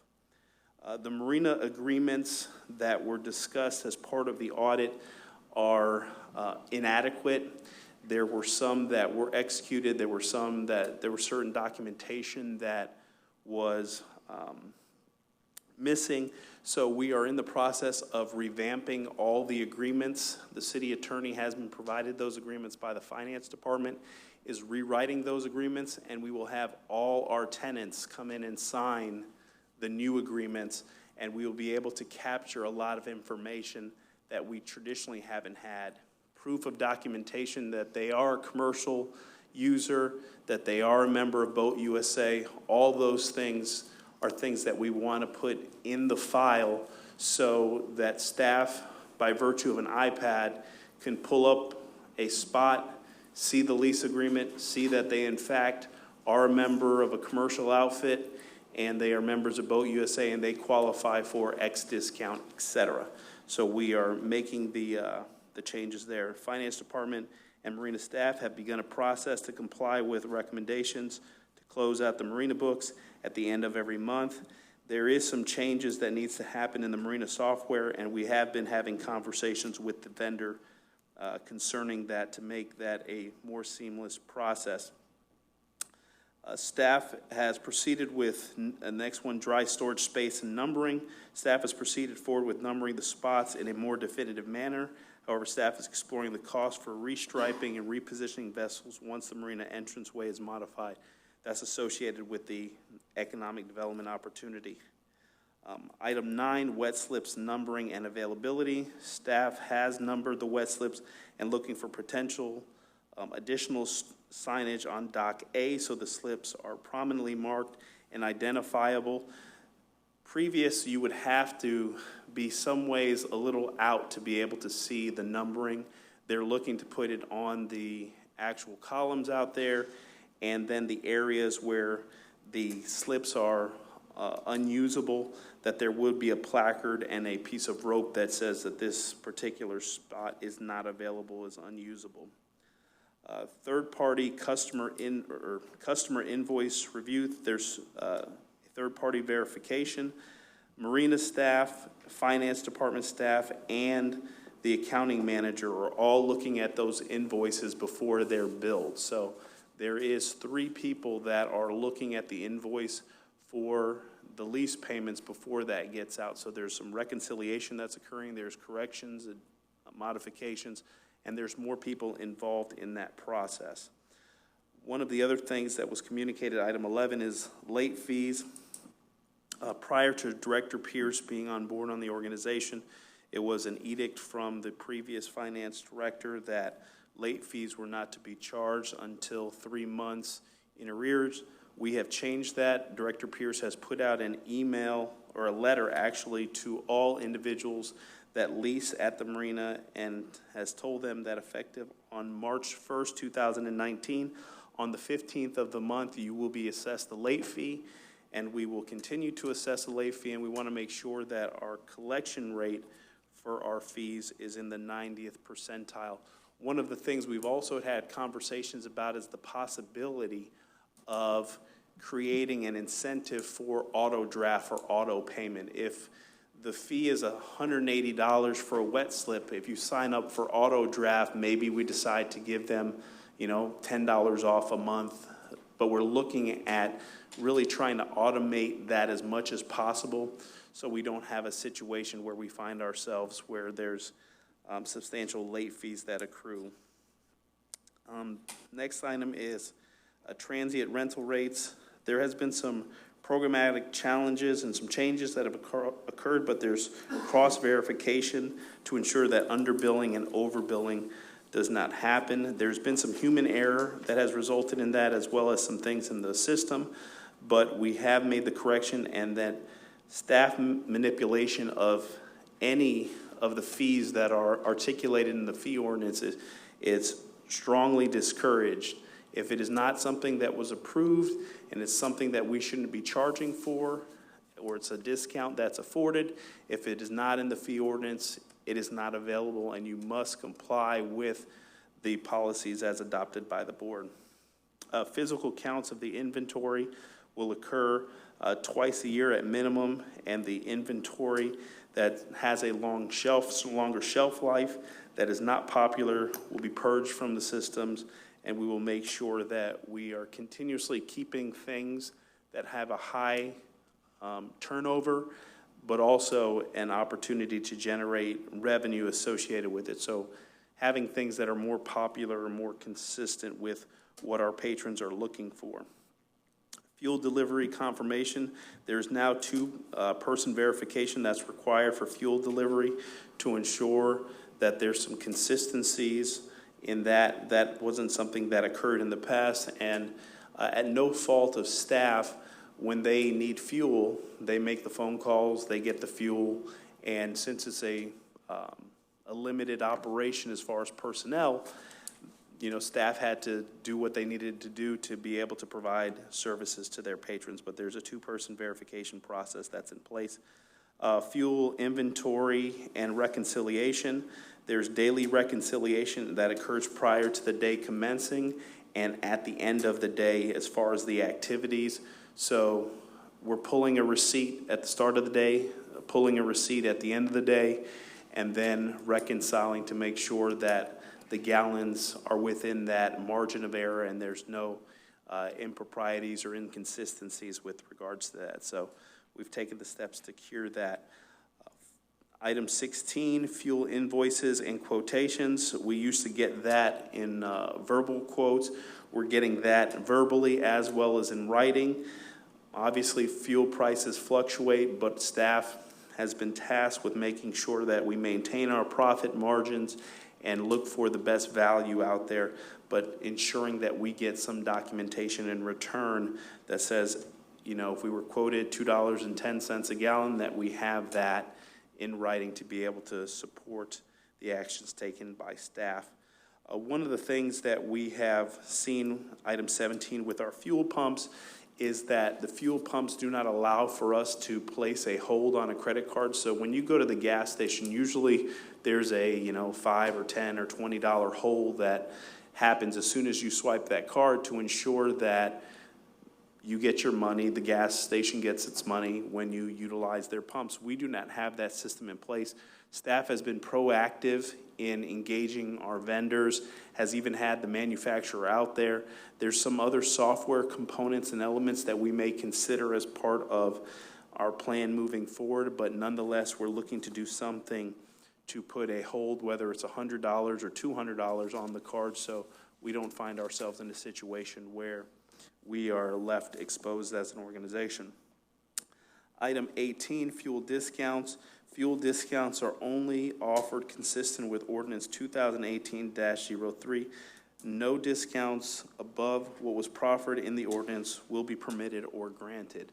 One of the things that was communicated that there was some legislative action that occurred. The city clerk has gone back and has certified that in her research dating all the way back to 1997, there has been no legislative action whereby the board has allowed for fuel discounts to occur.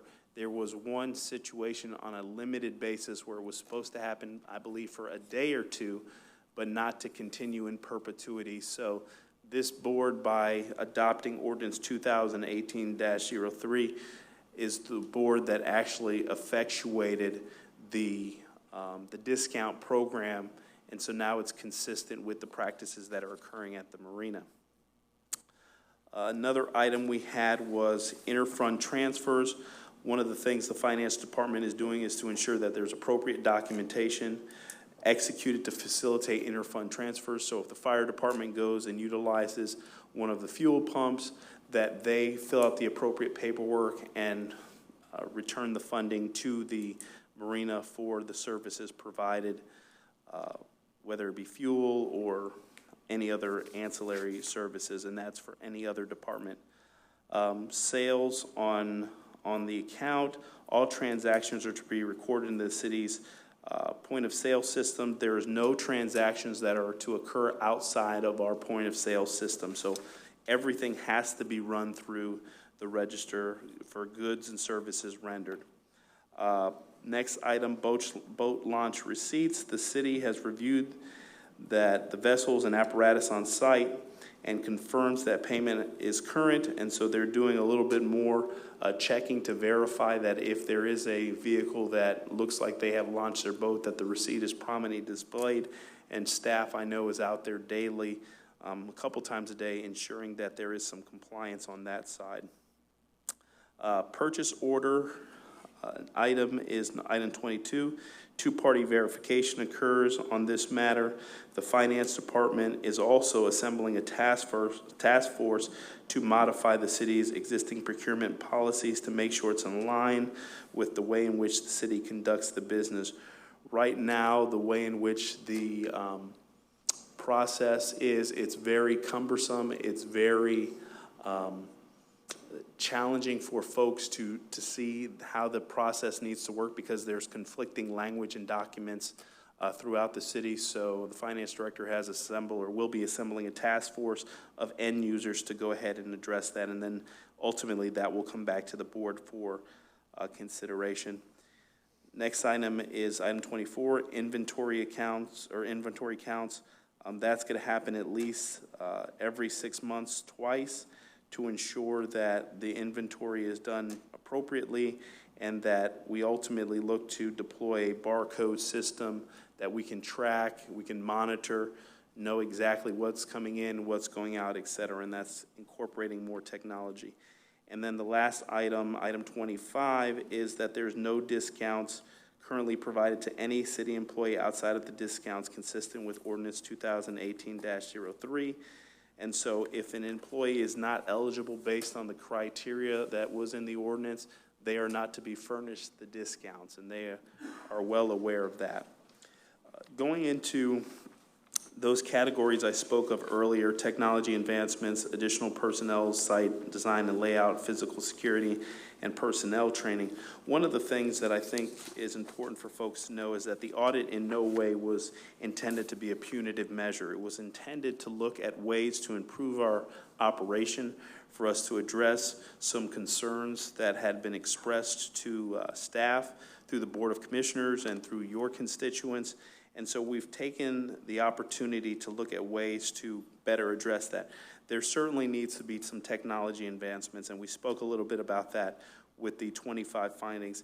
I think there also needs to be a conversation and discussion about additional personnel at the marina, not just the accounting side, but also part-time staff to be able to assist so the marina manager on site can focus on some of the big picture items that we need to look for to maintain our competitive edge against other entities and ensure that every opportunity to generate revenue and reduce our costs, that individual is focused on. If they're doing mundane tasks, they're really not functioning in the capacity that we want them to function in. The site design and layout, that particular site is in desperate need of some cosmetic improvements, as well as having the conversation with respect to the site plan. There's been conversations that have occurred on this dais for a number of years as it relates to the site plan, and so there's some things that we can probably dust off and have an additional conversation, but I think we need to have that discussion sooner rather than later, because there's some things that once we change the entranceway, we do want to look at some opportunities to spruce up that area, because with the economic development that's occurring adjacent to it, we don't want it to be an eyesore. We want it to be something that is welcoming, something that we're proud about, and something that our surrounding neighbors can say, yes, that's our municipal marina, and it looks like that. So that's some things that we need to do. Physical security, we're going to look to institute new cameras, new gate, license plate reader, internet improvements, and then ultimately bring some other ideas and concepts to the forefront where we can utilize more mobile technology, more real-time updates on what's happening. And then for us, personnel training. I think allowing for the staff to see what their peers are doing, be encouraged and promoted to go to training, whether it's inside the county or outside of the county, really encouraging them to do that because that is such an important enterprise fund. One of the things that we have put forward as far as the fiscal impact, if we are to proceed forward with some of the changes here, we can anticipate the cost to be approximately $250,000 to $275,000, of which probably $125,000 of that would be reoccurring cost associated with marina operations. If we look to add a part-time person as well as the senior fiscal accountant, and then the other is one-time capital expenditures that would be necessary to incorporate some of the technology associated with that. At this particular moment, staff is prepared to answer any questions that you may have. The marina has the fund balance necessary to support these changes that the finance director and I have talked about. The marina staff and the finance department have reviewed the corrective action plan. It has also been provided to our auditor, our external auditor, so he can have it for his review. And so if it does come up as part of the CAFR, there's a plan in place for us to move forward as directed by this board. At this particular time, staff recommends that the board accept the corrective action plan and proceed forward with obtaining the necessary funding identified in the plan to make the necessary corrections, and then bring back those items that need to come back to the board for authorization to proceed. And staff stands prepared to answer any questions that the Board of Commissioners may have. I think it's a very comprehensive plan and something we need to consider, but I don't see any place in here where it's addressing landscaping. Did I miss something? That's one of the things when we talked about site plan, that would be certain elements that we would add, some landscaping improvements, because to your point, Madam Mayor, there's certain things that we need to do. Yes, I agree with you wholeheartedly, and that would be something that would come back as part of the discussion. Mr. Evans, got a few concerns on this. First off, the Public Works Marine Director, those are two separate jobs. And like you said, they're skilled differently, and I think it's important that we do keep them separate. Poor Dave, he was running crazy, taking care of both departments. He was here 8 days a week, let's put it that way. He was always here. Another thing that I don't quite understand, what is it going to cost for a CPA, approximately? A CPA at a senior level position, in that you're probably looking with benefits and salary, probably looking at anywhere between $75,000 to $100,000 a year when you're looking at benefits associated with it.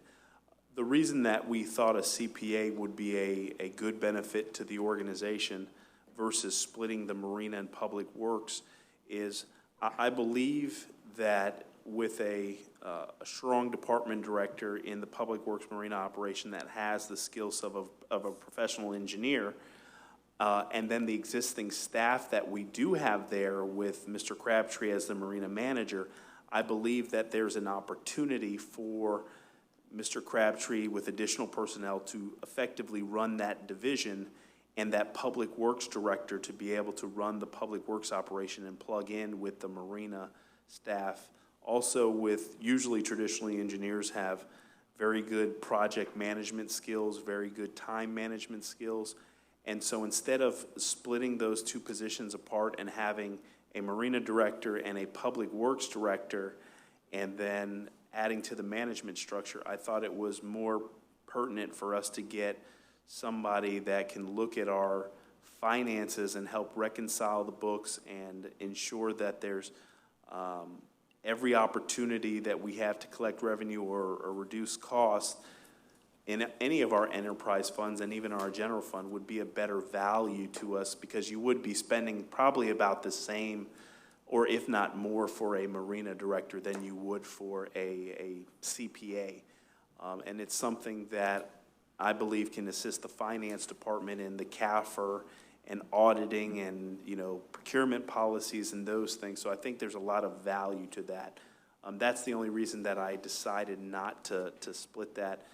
And I've been very selective in the folks that I've looked at for consideration as the public works director, because I want somebody to come in that has the ability to manage both operations, that has the skill set that we're looking for. Because I think a strong and good leader that has the ability to prioritize and handle can certainly do it. I think, you know, Director Marsicano did it for a good amount of time, and I think, you know, somebody with a skill set that the organization is in desperate need is, because I think the public works side over the next couple of years is going to ramp up as far as our infrastructure investments, and so that professional engineer is a very important value to us as an organization. So I thought that if we can pick, if we had the pick of the litter, if you can get an engineer to run public works and you can put a CPA in the organization, I think there's a lot of value to adding those two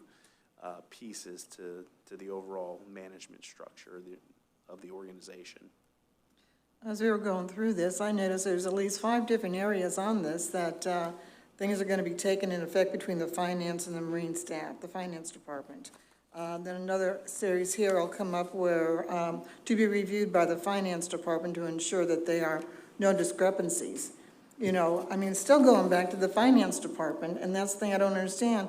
If we're using the finance department, why are we going to spend the money for a CPA? That, to me, I just don't understand that at all. I think that's wrong. And Director Pierce could probably go to the marina one day a week and do what he needs to do if necessary and spend the day down there, you know, going over everything that needs to go over. But, you know, I don't understand. We have a finance department and then turn around and put in a CPA at the cost of what you were saying. I just don't see the advantage. I'm sorry. I just don't see the advantage to it. No, that's fine, and I've had conversations with Director Pierce, and that's one of the things that we agree on with respect to having somebody with that financial expertise to assist that department, because one of the things that we've been able to identify as part of the audit is I need to get the marina staff focusing on the marina operations. If I have somebody to assist with the reconciliation of the books and the management of the tracking of invoices and making sure contracts are executed and all that, if we can have somebody take on that burden, then they can focus on some of the more pressing marina-related issues. Because right now, we have our fiscal analyst that's over there every day, and it's impacting the other side of the shop. And so it's been quite difficult, and he's been over there every day for a couple hours every day to assist in reconciling some of that. So having somebody with that expertise to help the marina and help all the other departments get us to where we need to be, I think is a value. And so it's a conversation between Director Pierce and I that skill set is a very valuable skill set. And even if we decided not to go with somebody that's a CPA, I would say at minimum you need a staff level accountant to handle the fiscal matters that are happening at the marina, so the marina staff can focus on marina operations as opposed to, you know, worrying about invoices and, you know, did we reconcile our credit cards and those types of things, because it's taking them away from the major focus, and that's the revenue generation part of their business. And so that's where we came that part I understand, but I just can't see having a finance department here with 3 people you have, yourself, Donna, and Patrick. Is that correct?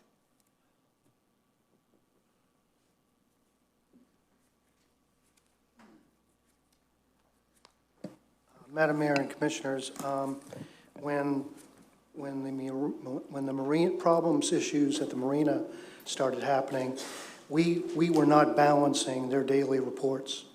They submit daily financial reports to our department, and they were not being balanced.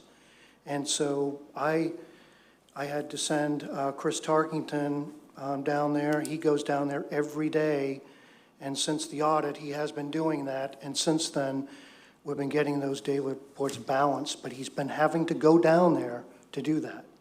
I don't mind telling you that while it is noted in some of these recommendations, we are having a problem getting the 2 systems to balance, and it's very much a concern of mine. I don't know, and I couldn't tell you right now if that system down there is something that I could endorse going forward. And I've tasked Chris to also give us daily updates of things he can change and things he can't. I'll give you an example, and I've shared this with the city manager. One thing that bothers me is some of the computations of the tax isn't being done by or correctly by the system down there. And we've only encountered that since we started going down there after the audit. So there's some really deep concerns that we have as far as the system, and I'll tell you, I promoted Chris to take over other duties in the finance department as far as grants and monitoring grants and actually pursuing additional grants and capital projects and capital project budgeting. He is not doing any of that. So a lot of the stuff that we've wanted to throw at Chris that we've done to validate his position and his new job. He used to be the parking supervisor, and he did a good job of that. But some of the additional duties that we've given him, he has not touched. And no one's doing those in the finance department. And actually we've increased, Karen, the HR director, HR person is now coming under the city manager's department. That is a change that we did this year. A lot of the financial duties that Karen was doing as well fell on Chris's plate. And he is actually working overtime and even on weekends. Some nights he's here till 7 or 8 o'clock at night. I mean, he's having to work extra to do those duties that once were done by Karen. So we're feeling the pinch from this. And it couldn't happen at really a worse time for us, because we're hoping that the city external auditor will have the audit done by the end of this month, and then we need the whole month of March, basically to prepare the CAFR. And we need Chris's help to do that. And right now, I can't count on him. He's got to be down in the marina. So I think it's important that the board understands some of the strains that we're feeling because of this. What does he normally spend, a day down there, or I'm sorry? Does he spend a day at the marina? Does He's spend 4 spending a hours? good, it all depends on how quick he can complete these daily reports with the staff's help down there. Some days it's as quick as maybe 40, 45 minutes. Some days it takes him a couple of hours. Actually, yesterday I needed him back here and I had to tell him to come back. I don't know where you are down there, but I need you back.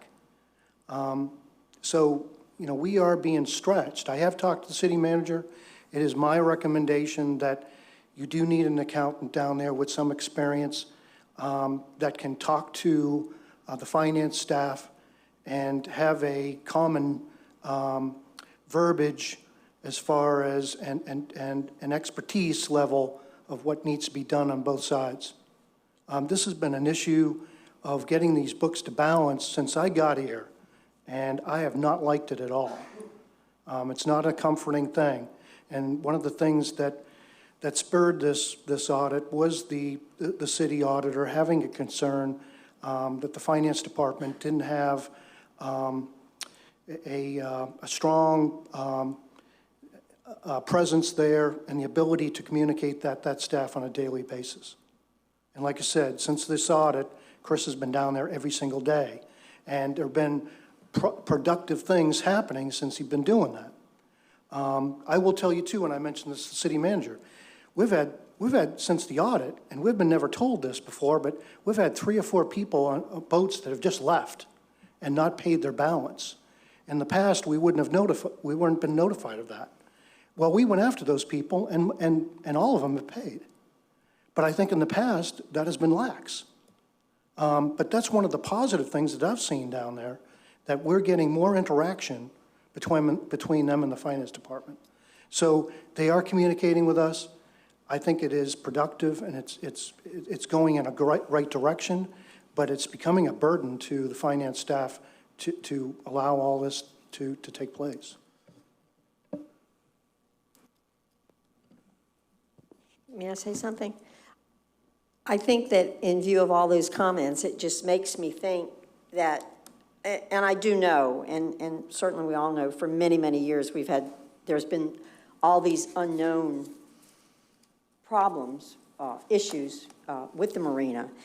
And these, number one, I guess, what I'd like to say is that out of the 25 recommendations that the auditors did give us, and looking at them now, so much of it, to me, appears to be just an utter abuse of basic administrative accounting procedures that should have been done by anybody that was making $35,000, $40,000 a year. And our director, well taken, and I appreciate Commissioner Hodges' comments, and I respect them, but I don't agree with him at all, because he was making $102,000 a year, or somewhere around that figure. And I think that so many of these issues were things that certainly anybody with any amount of intelligence would have corrected them, okay? So what I guess I'm trying to say is that we're really basically recreating the marina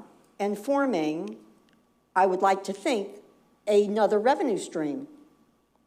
If you want to look at it that way, we're really creating something that we've not had that will produce.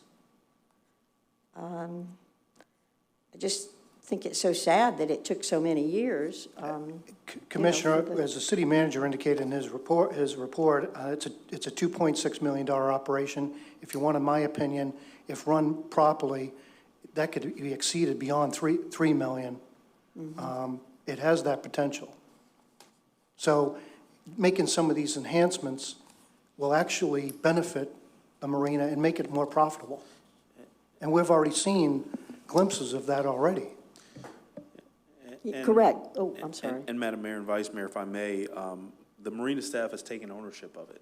They've been involved in the conversation. This is not a document that Jonathan and Director Pierce sat down and crafted. It's a series of conversations, dialogues. I meet with the marina staff every week and the public works staff every week to get updates on what's going on. And they are really trying to do everything in their power to address some of these issues, to be very proactive, responsive, and when they need help, ask for help.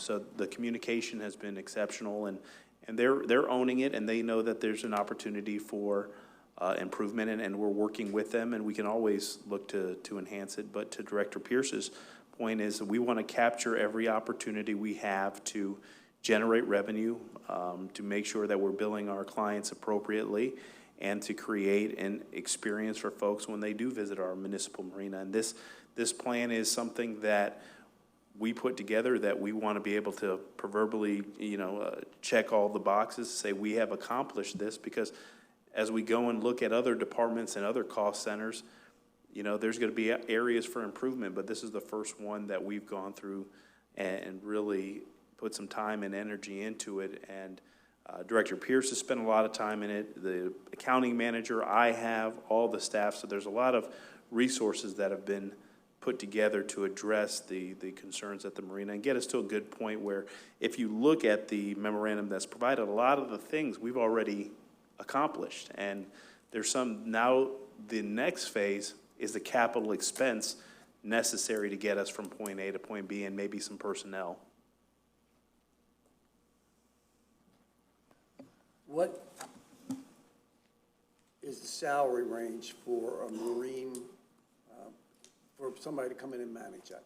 What would that salary range be? You have, right now, you have a marina manager. If you wanted to create a marina director position, you're probably going to look at a salary of anywhere between probably $85,000 to $100,000, depends on the skill set of the individual.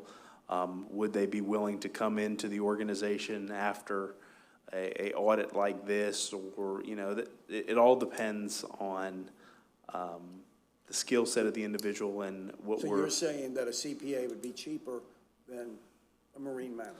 I certainly believe that a CPA would be cheaper than a marina director.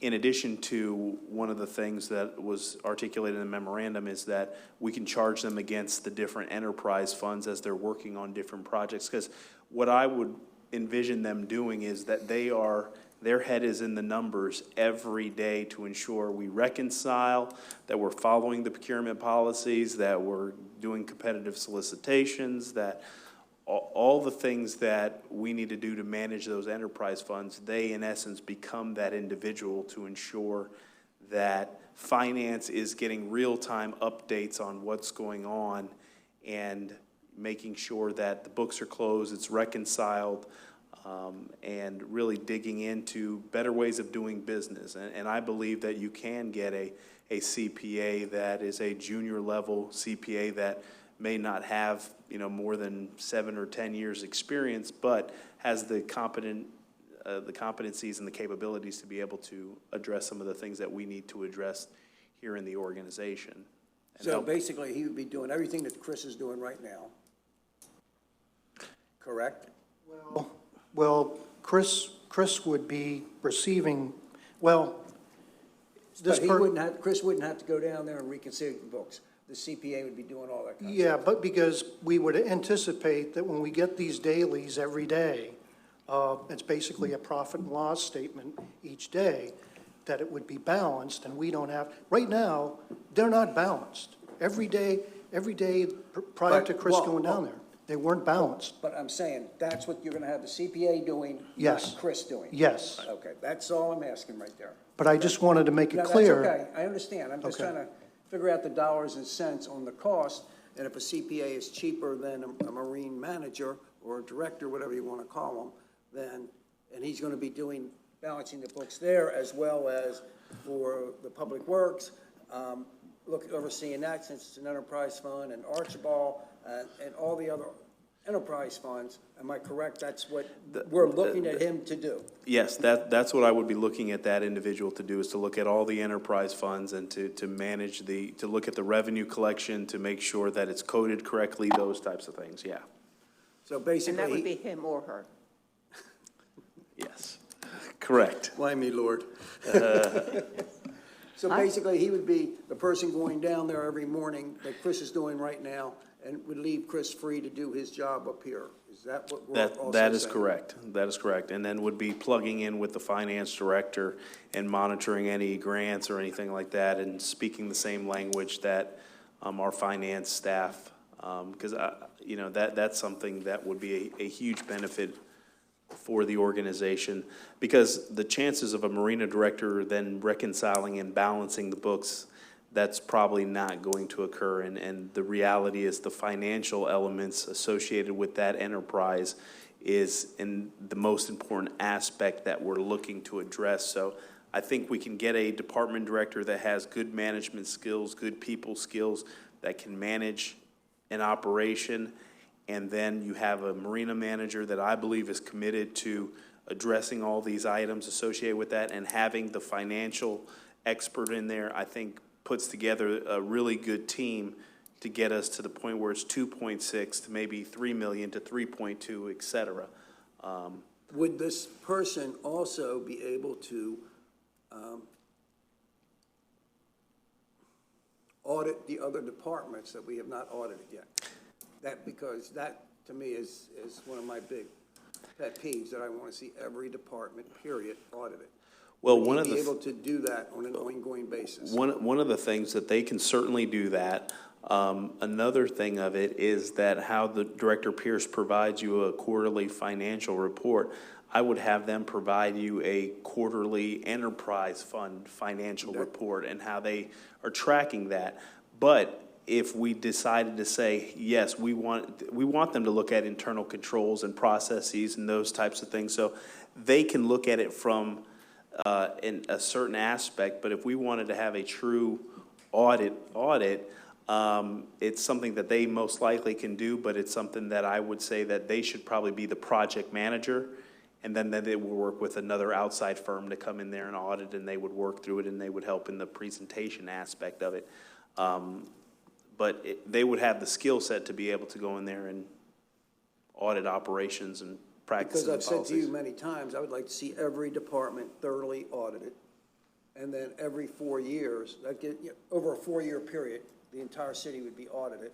And then end of 4 years, we start back over with the marina again and go through each department, and that's what we should be doing as a business, is auditing our books and, making sure that we're spending the taxpayers' money wisely. And at this point, that's never been done before till, well, the little one we just did on the marina, and we have a lot of other departments, the public works, you name it, every department. Well, and one of the things I think that's important is, the financial side certainly, but I think the public policy side, auditing our policies to say, do we have a policy for this? Is it consistent with, does it conflict with the charter? Because we've found situations whereby we have policies and resolutions that conflict with the charter or conflict with the code and those types of things. So that's a lot of the grunt work that we're doing internally to address. So I think you have two things. You have the financial side, and then you have the public policy side that we need to look at as an organization. So, Thank you. Yes, I would just like to say that after, listening to everybody, I definitely think that we should take the recommendations of the finance director and the city manager, certainly not have a director of the marina, but instead, I think the financial aspect of it is certainly the priority, and certainly that's where we need to go in our professionalism. So I'm for. I agree, because I think that a CPA is what we need there more than a director of the marina, and he or she can do both jobs. Right. For years, I've always, and I'm sure other people have done it too, you always say, God, we seem to need more people. We seem to need more people. And it shouldn't be that way, but certainly as a city our size that might not be growing in population, okay, but it's growing in all these other different responsibilities. And it's been so loose in so many operations for so long that at first I was thinking, well, why can't we just do a temporary? Why can't this be a Band-Aid kind of procedure? But it just can't be, because it's starting a whole new right way of doing things. So, yes, I And if I can add one more thing, there's some things procedurally, if I can just add to what the city manager said. We've also been, we have one person, we have a centralized requisition process where one person does the requisitions for all the departments. We want to decentralize that out to the departments. And that's one of the things that we had on our first procurement committee meeting. The departments want that. They want to have more hands-on into looking at their budget and kind of doing the requisitions themselves. So we kind of want to, there's some things that procedurally here, from a financial business sense, needs to change. And we only have so much hours in a day to do some of that stuff. So, some of this recommendation will help us, do some of that stuff that we need to do. Thank you. So do we have a consensus then? Yes? Good. Great. Do we have any public comment on this item? I'll be next. Steve Kochick, 15301 2nd Street East. That was a pretty comprehensive report. We have a finance director. I can understand that we need more personnel because, for one, the planning department is taking on more business. As business increases, only people can do X amount of things in a day, and the more that's requested of them, the more time that it takes. One of the ideas of separating and having each department do their own requisitions, I really don't agree with that because the finance department is responsible for everything. Let it come back to there. If we have to hire someone to help out there, keep it centralized where things don't get lost in the thing. It's worked very well. As far as with I don't think we should be speaking harshly of past things, especially when a lot of people never went to a public meeting before they got elected or anything. So let's understand that things worked as best they could because many times the people on the board, once again, did not make life easy for the people running the city or the people in these departments. It was very difficult. There was a lot of opposition. There were a lot of good ideas that came up, and they were knocked down by the board. So it was very difficult to keep continuity going. The marina will make money. It always should. The person there, it's more important in my mind that you have someone who's marina-orientated than financially orientated. He's going to have some financial background. But the reason why you want the marina director is he goes to meetings with the county. He goes to meetings with the state. He does things that interacts with the communities around to get our marina to operate better and more efficiently. The financial part of it, he can have his financial backing. If anything, hire a lower level, another accountant that'll deal with the marina to help out Mr. Pierce. Because obviously, from what I'm hearing from him, he's having difficulty keeping up with all the things that are going on in the city. And I can understand that because, like you say, if we're issuing more permits and there's more things going on, people can only do so much in a day. Technology is a tremendous thing to have because that does shorten things down time-wise. In the last part, we keep hearing about not having a fiber optic cable over to City Hall or something. That's one of the things that we brought up, is that to have fiber optic throughout the city, not only for here, and it's taking a look at different things. But as far as having a CPA down there that's not a marina guy, I think that hurts the marina. Now, why would some people want that? There are many people who want that marina to fail so that they can have it leased out and be gone with it. It shouldn't be a city operation. If that's what's being done, we see through what you're doing. So forget about that. Thank you.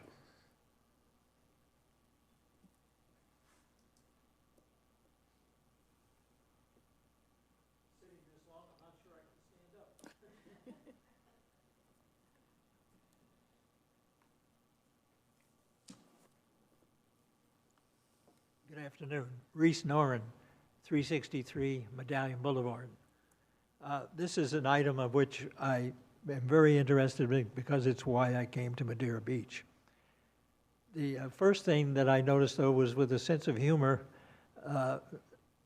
they asked the city manager how long it would take to institute these 25 recommendations, and he took a shot at it and said 8 months. And somebody made the comment, well, if this was done in an efficient way, he could do it in 6 weeks. If he could do all of those things in 8 months, he's wasting his time and talents here because that is a very comprehensive report, and there are many things that were recommended to be done. And if he could do all of those in 8 months and bring in $550,000 profit besides, I would volunteer to be his agent because I could get him a very good job in a bigger place than this. But going to the meat of the matter, the city did not request an audit. The city requested an inquiry. The corporation that performed this function called it a forensic examination. Nowhere in either the overview or the supplement is the word audit mentioned except to point out it is not an audit. So I'm not trying to be picky, but let's stop calling it an audit. It was an examination. And I did a little research on it in addition to reading it, and I called the corporation that made this examination and the report for it. And they informed me that the people who do the forensic examinations are a specially trained group. They are not just auditors, and not any auditor can do the forensic portion. So I asked them just outright, what is the difference? Because I couldn't tell it from reading this in the supplement. It tells you right in the second paragraph in there. They made a very definite point to point out that this was not an audit. And I said, well, what is it if it isn't? And they said, well, it is basically a search for fraud. It's looking for criminal activity. That was what we requested, and that's what we got. And thank goodness we didn't find any of that. We just found, like Topsy, the marina and the marina operation grew from scratch. When I first started using that marina 34 years ago, it was a far cry from what it is today. You've got something there that today that's to be proud of. It's improved a lot, and it's just kind of like Topsy grew on its own. So I think we can be proud of your marina. One of the problems with pointing fingers is when you point your finger, you got three pointing backwards. So let's not point fingers. Let's just get on with what they recommended be done and do it and make the city a better place. Thank you.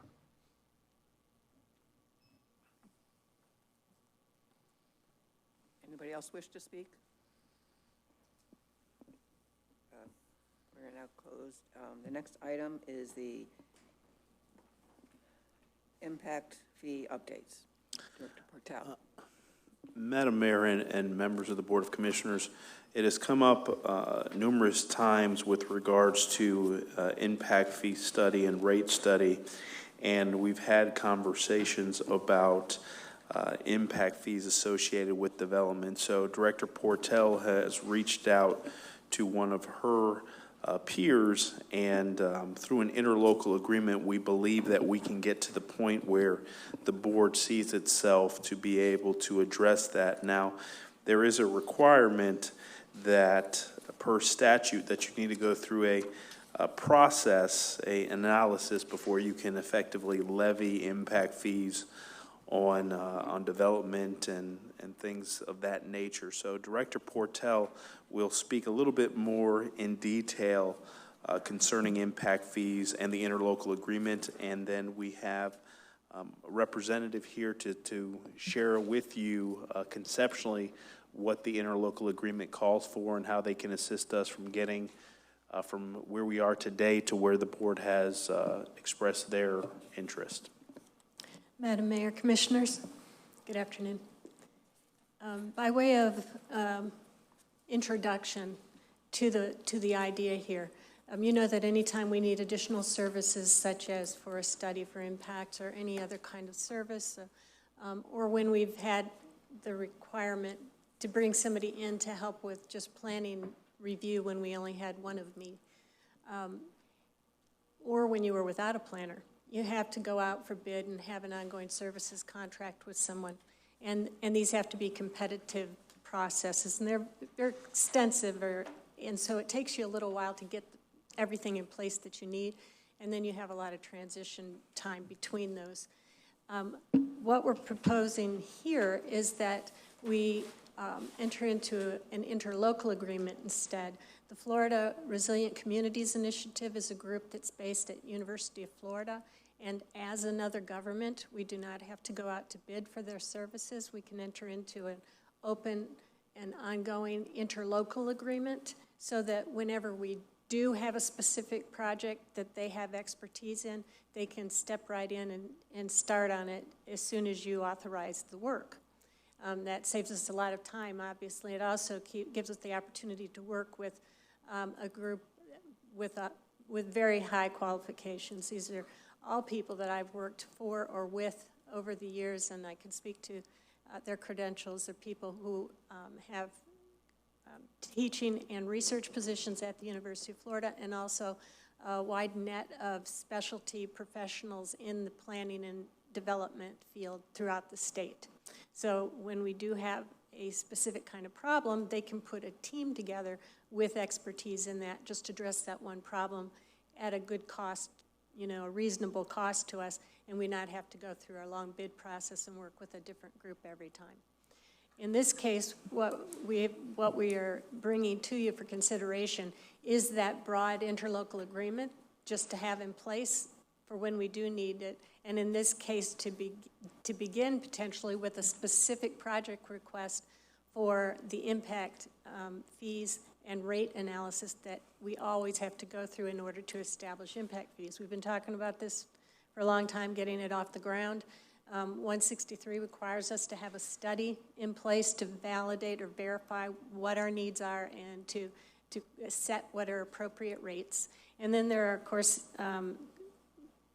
criteria that you have to meet for managing your impact fee program, all of which are addressed quickly on the memo that I sent out to you. So what we have in your packet is that broad interlocal agreement as just an example of the agreement that the University of Florida allows the Resilient Communities Initiative to use. And then we would propose getting a specific proposal from them, having Mr. Murphy and his people help us develop the scope of work for what is required for that study, just cover that study, and allow them to come back with a specific proposal for that. I would like to introduce you to Mr. Murphy and also give you the opportunity to ask questions of both of us, see if you would like to elucidate a little bit, add anything in that I've missed. Mr. Jerry Murphy. Good afternoon, Mayor Black, honorable commissioners. It's a pleasure to be here from the University of Florida Resilient Communities Initiative. I don't have a formal presentation for you, but I'm happy to answer any questions you might have, particularly in regard to the interlocal and more generally with regard to impact fees. I got questions. Yes, sir. Okay. Is the county impact fee different than the city impact fee? And the reason I'm asking the question is I got the county impact fee, and I'm looking at it, and it breaks down every city around here by downtown business sections versus this, and it tells exactly how much we should be charging, how many day trips somebody makes. It goes through every step all the way through this. Basically for the Florida statute, chapter 163, it kind of breaks it down. So, you know, with reading it, you know, it talks about trips generated, percentage of new trips, you know, just everything. Isn't this already done for us? No, not exactly. Okay. So the county's impact fee is for the impacts on the county's services. Those would be county roads. And I think what the city would be looking at is probably something more along the lines of a mobility fee, which would just be within the city limits and the impacts that are brought into the city itself. You may have a relationship with the county in terms of when you issue permits locally, collecting the county's impact fee and remitting it to them. I'm not aware of all the specifics at this point because basically we're just here to see if you want to engage in the interlocal agreement. But you can have your own citywide impact fees. So if someone is building something, basically the county's going to hit them with an impact fee, and then we would also. And Potentially. So basically, if the county's hitting them with the road fees, correct? The county should be reimbursing the city for a bus stop at Johns Pass. Well, those are generally arranged through interlocal agreements between the county and the city, but the impacts on the county road system are very different from the impacts on the city's street system. You, as a city, with contractors, I would imagine, maintain your city streets. The county maintains the county roads, which are the major arterials usually. Right, and like I said, they got bus stops on those streets, and it talks about that bus stops and stuff like that in this as I read it. And that may be part of their mobility fee or their roads fee. It just depends what they've used for that calculation, but those would only be bus stops provided on county roads. Okay, and then they would... And the transit, if it's provided by the county, is also more than likely just on the county roads, or maybe pulling off into Publix or something like that. Okay, thank you. Yes, sir.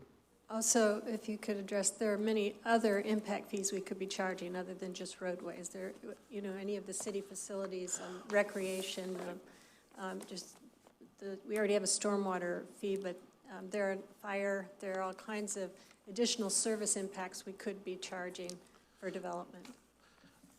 Right. One of the things that Director Portell has brought up, and I think we certainly will consider as part of the engagement, is recreation impact fees and fire impact fees. And so if there's a need for additional investments to address the increased capacity, so let's say through development and activities happening, that it comes back that you need to buy a new fire apparatus and you effectively need to add additional personnel, if that development has been the reason for you having to do that, you can utilize those monies to offset the cost associated with the increased level of service.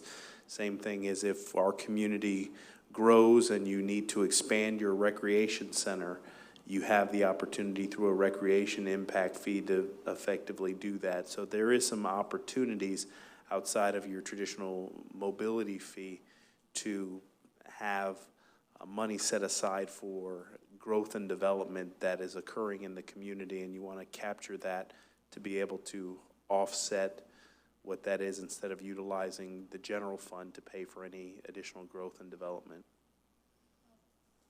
Also, since we're talking about mobility, we are in a position where we need to amend not just our regulations, which we talk about all the time, but also the comprehensive plan to create a mobility element in order to support the collection of fees for mobility issues.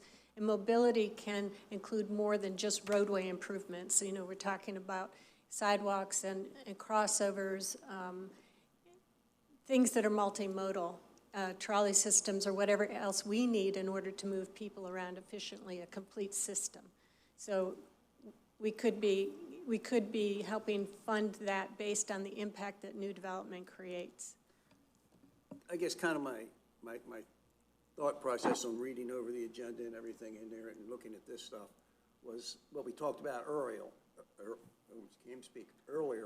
in that, you know, I know someone's talking about putting a hotel in Johns Pass. You know, do we get them to help with this beautification and changes that we want, you know, to have done there? You know, the planners and all that kind of stuff.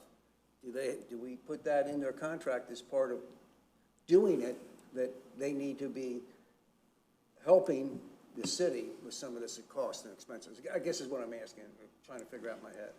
If we had a mobility element in place and we had all of our fees lined up in an impact fee schedule, and then the development came in, we'd be able to say, you know, based on the number of people and trips that you're generating, this is the impact or the percentage of impact you will have on the system, and based on that, this is the amount that you'll have to contribute to improve things like the surrounding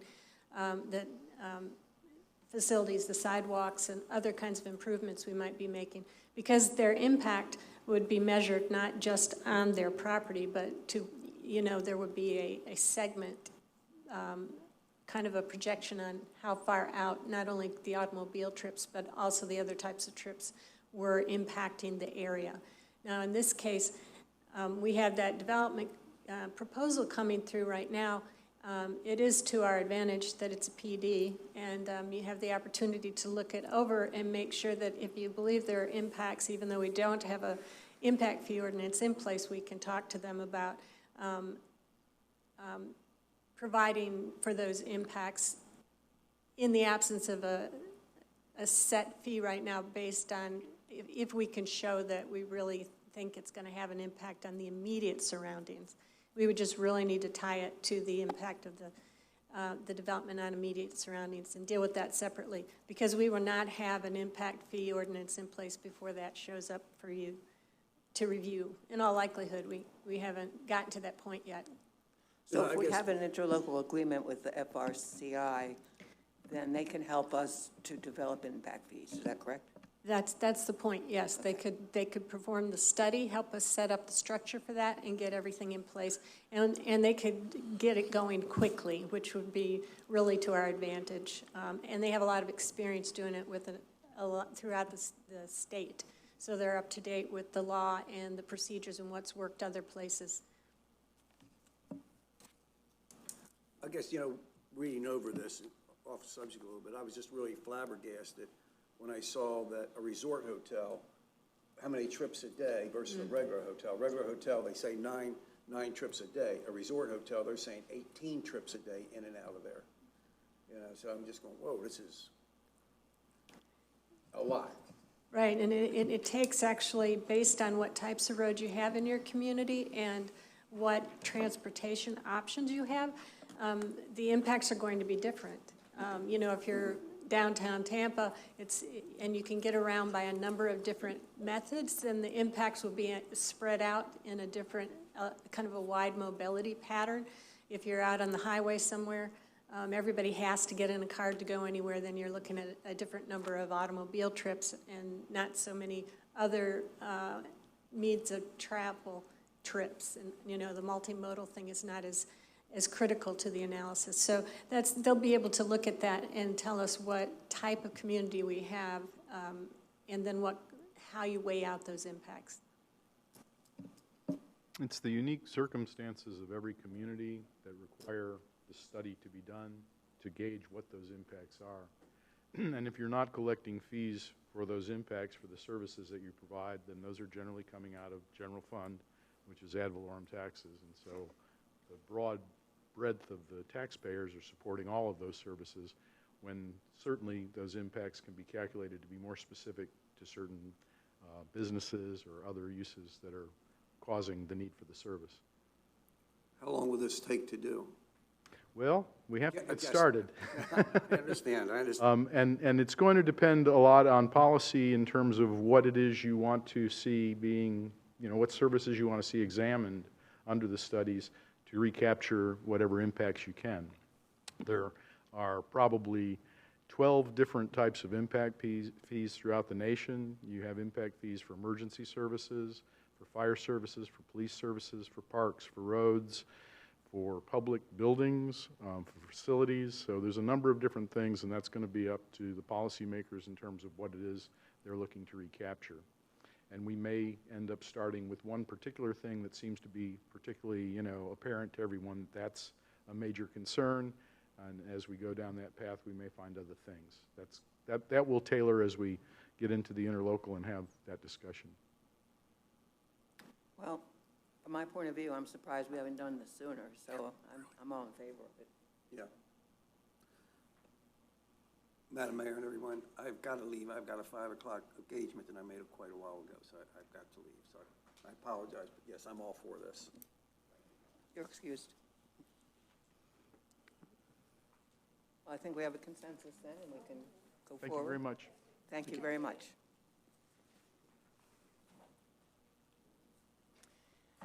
And, we're open for public comment. Public comment, anybody? No? Okay, it's closed. Next, we have Madeira Way updates. City Manager. Madam Mayor, based on the direction that was provided to us at an agenda-setting workshop, staff was asked to bring back the Madeira Way plan. Previous to this item, the board back in, I believe, November, December, decided to remove approximately $73,000 that was allocated for the purposes of addressing some landscape and hardscape deficiencies that were present on Madeira Way. Obviously, that roadway is part of a PD that the City of Madeira Beach executed for the town center development and is anticipated to be completely redesigned and re-engineered, consistent with the items that were communicated in that agreement. So staff is prepared to address any concerns that the board may have with respect to any improvements that you would like to see. If it's something that's cosmetic or minimal cost in nature, we can certainly take care of that. Director Portell can kind of provide you a brief synopsis on Madeira Way and when we can start seeing some activity occur with regards to that particular stretch of roadway. Madam Mayor, Commissioners, As you know, there's development underway on the corner there at Madeira Way and 150th. The first building for the town center is going up, and it's going to necessitate us making some interim modifications to Madeira Way to allow for access. As you know, we've talked about before, the developer, we had decided we would not have them make all of the changes to Madeira Way as soon as development began on the street, which is, was our right to request or require, but it would have been a significant hindrance to just the conduct of business along Madeira Way in the existing shops, because the roads are designed after renovation to service an entirely different layout of development. So within the development agreement, the community development director had the ability to set a different schedule or phasing for the roadway improvement, and it was my recommendation that we have the Madeira Way full changes not made until they were prepared to deal with the large triangular piece that has Hotel B as part of its component. In the meantime, however, as the building on Hotel A, which is now going up, as that is being built, we're going to have to have a transportation plan, an interim transportation and mobility plan put in place to direct the pedestrian traffic further away from the construction site for their safety, and then also block off that outside lane closest to the development for most of the development period, to make sure that we also don't have cars pulling up very close to it, and we allow them the opportunity for serving the construction process. And also they will have to come back to us with a specific design to alter the median at that end of Madeira Way to allow for access into the hotel as it's completed. So their driveway actually requires a left turn up there. So before they make all of the changes to the roadway, we are going to have to allow them to make some interim changes to it. And that would include not just cutting open the median, but making it look good, because it may be that, stay in that condition for a couple of years, and it does have to be nicely presented, and it needs to function properly in the way that we're used to using it. There's been concern, I know, about just the aesthetics and plantings and things of that nature. The landscaping program to improve Madeira Way, I think, came out of the budget last year, and so that was money that's not available at this time. But we also want to consider, or when you're deciding whether you want to put more money into that or make improvements, be aware of the fact that DOT had given the developer 3 years from the time that they pulled their permit last fall, 3 years to either make all the changes to Madeira Way, or they were going to use the bond to make them themselves. So we're basically looking at 2.5 years before they would be coming back and redoing the roadway entirely. Now that would involve landscaping and the sidewalks and the seating and the pedestrian lighting. The whole package would have to be done at that point. So anything that we're putting in now will be temporary. Now, sometimes you can reuse plants and things like that, but smaller plants take quite a hit when you move them around. So that's something that you'll want to consider when you decide if we're making changes. I would suggest that if you are going to make decisions on that, we come back and show you the design that they're going to have to use for the interim, so that you know what you're working with and what, have a full picture of what the interim condition is going to be. And then also come back and show you again what the long-term design is supposed to look like, so you have a picture of where you're going. I think that would be very helpful for you as you make your decisions on moving forward.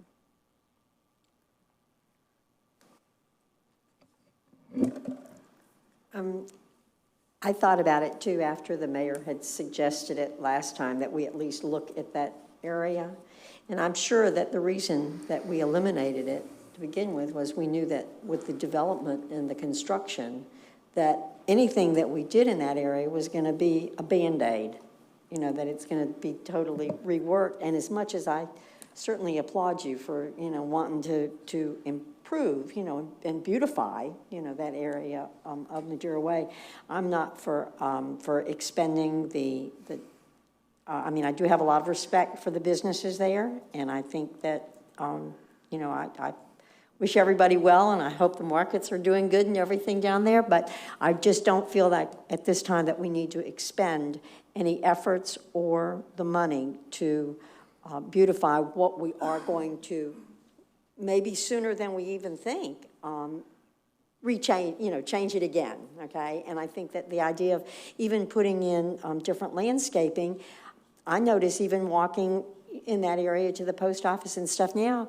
you come out and you're all dusty and you're all, because it is a construction site, you know, and it's going to be that way. So I'm not for any kind of a project down there. Well, I still think it's a great idea. I don't justify spending $73,000. I never intend to spend $73,000. I'm not a horticulturist. I don't know what it really costs, but it seems like for a couple of thousand, I don't know, 5,000, 10,000 at most, maybe 5, that we could just put some lighting in there, which is a safety issue right now because, you know, we've got 3 bars on the streets and people are walking back and forth all the time. And just, you know, go to Home Depot and buy some pretty red flowers and put them in between all the greenery. And I think that would make a big difference for a very little amount of money. I think your idea is really good. Timing's wrong, though. But what? The timing is wrong. just. Timing's right. I mean, It'd just more and be more people are hard going right to now. Madeira Way. It'd be hard right now to try and replant some plants down there because they'll be pulling them up pretty soon. Well, not pretty. It's going to be a couple of years before they do anything, in my opinion, anyway. But it's still a construction site. It is still You a know, construction yeah, site, but we still yeah. have people going I there. understand, but Anyway. So, I know, Mr. Manager, that one of the concerns was that perhaps improvements to the aesthetics would also help tame the traffic a little. We Yes. talk about the traffic rate going down during or after construction, but actually we have it labeled and are signed to be very low anyway. People just aren't paying attention to it. And it's not only a matter of the speed bumps not working because people will speed right through and whip around them and go through the parking spaces to get around the speed bumps. Maybe there are things, if we could just sit down with the engineers, and there may be some temporary traffic taming measures we could put up along Madeira Way. Eventually, it would be narrowed. Every plan that the community has done, every charrette program you've been through, and there have been at least 3 since 2002, has called for the narrowing down to 2 lanes of Madeira Way, because the wider it is, the faster the cars are going to go. And even in that 2-block period, space. So maybe there are some things that we could do. If it's all right, we can sit down with the engineers and look at that aspect for one, and then we'll come back and show you what the design's going to be, and if there are places that there are some cheap temporary improvements that could be made that aren't a big cost issue. and the median's not going to go away at any point, is it? The median, no, eventually the median's going to be there. Yeah, exactly. Yeah, it'll be a planted median. Right. But I'm just asking for some small changes that will make a big difference. I know, you know, I was thinking of that also, Mayor, when you were suggesting that last time, and I thought, and I didn't make this comment, but if we try to certainly improve, and it would look very nice, you know, even with plants or whatever in that median, then we really cannot escape the fact that 150th looks terrible. I mean, and so you're growing it. You know, you're trying to do a nice little thing on Madeira Way, but then 150th really looks quite shabby with the shrubbery that we have, and so that's why at first I thought, oh yeah, you know, we need to do that, and I was very pro thinking that. And then I thought, no, we can't do that because you're just adding another layer, I guess. And it's you know, to my way of thinking, it's just not a good way to spend our money. Well, I think it's something, like I said, that could be done very inexpensively, whereas doing 150th would be a lot more expensive. Yeah, well, exactly. But what I'm saying is that if you try and tidy up and make the Madeira Way area look nice, then it's just going to make 150th look more tatty. You know, I mean, that's just my thought. But yeah, I was going to say that anyway, but that was just my thought. Okay, it seems to me that that's what it would do. It would not really beautify or help Madeira Way in a positive way as much as it would make the rest of it would make 150th look worse. But whatever.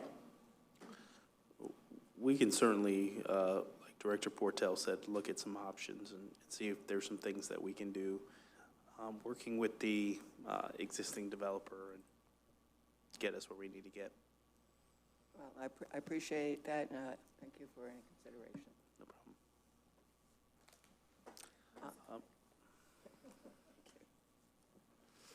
The floor is open for public comment on this item.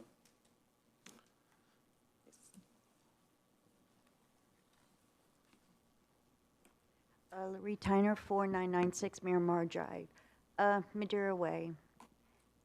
A little something. I mean, it does look pretty bad, and there are people, that's how they make their living. They own those businesses, and the market has helped, but, I mean, there's something we could do, even if we had to volunteer to do the planning, if we could get somebody to donate the landscaping, the bushes or something, just something to help it along. We know it's going to go away, but they're still doing business, right. You know, and it is a city road. It's there, so I honestly feel we need to do something. And of course, we'll get 150th. It's going to be there forever. So I mean, it's going to get fixed. But because it needs work, we should not maybe do something, not to the extent of 150th, but at least a little something. And if it takes pulling the community in and do some volunteering, and you know, maybe that's something we can look into doing. But I think we need to help it a little bit, okay? Because it still represents us. People are driving through and they're like, this is Madeira Beach. We need to say, yes, it is, okay? All right, thanks.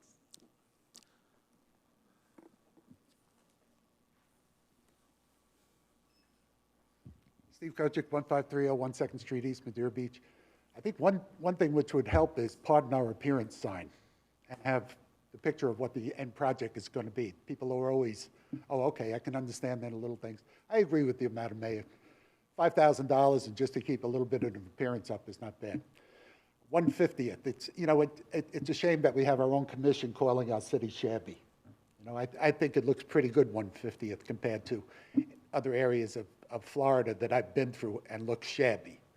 You know, but for our own commission to berate our own city, I just don't think that's the place. Is there water on 150th? I think that's always been a problem, is there's no sprinkler system on 150th. And you know what hurts about that is you did a planned development, the new project going in, and that one commissioner that was there thought, hey, you want a little help with your project? We want water on 150th so we could have we want that whole median beautification done as part of your project. You don't think the developer would have jumped on that in a second? He would have had water in there. He would have had everything done as part of his project. But when you're not really familiar with what the planned development district and how it works, you miss out on opportunities like that. Thank you.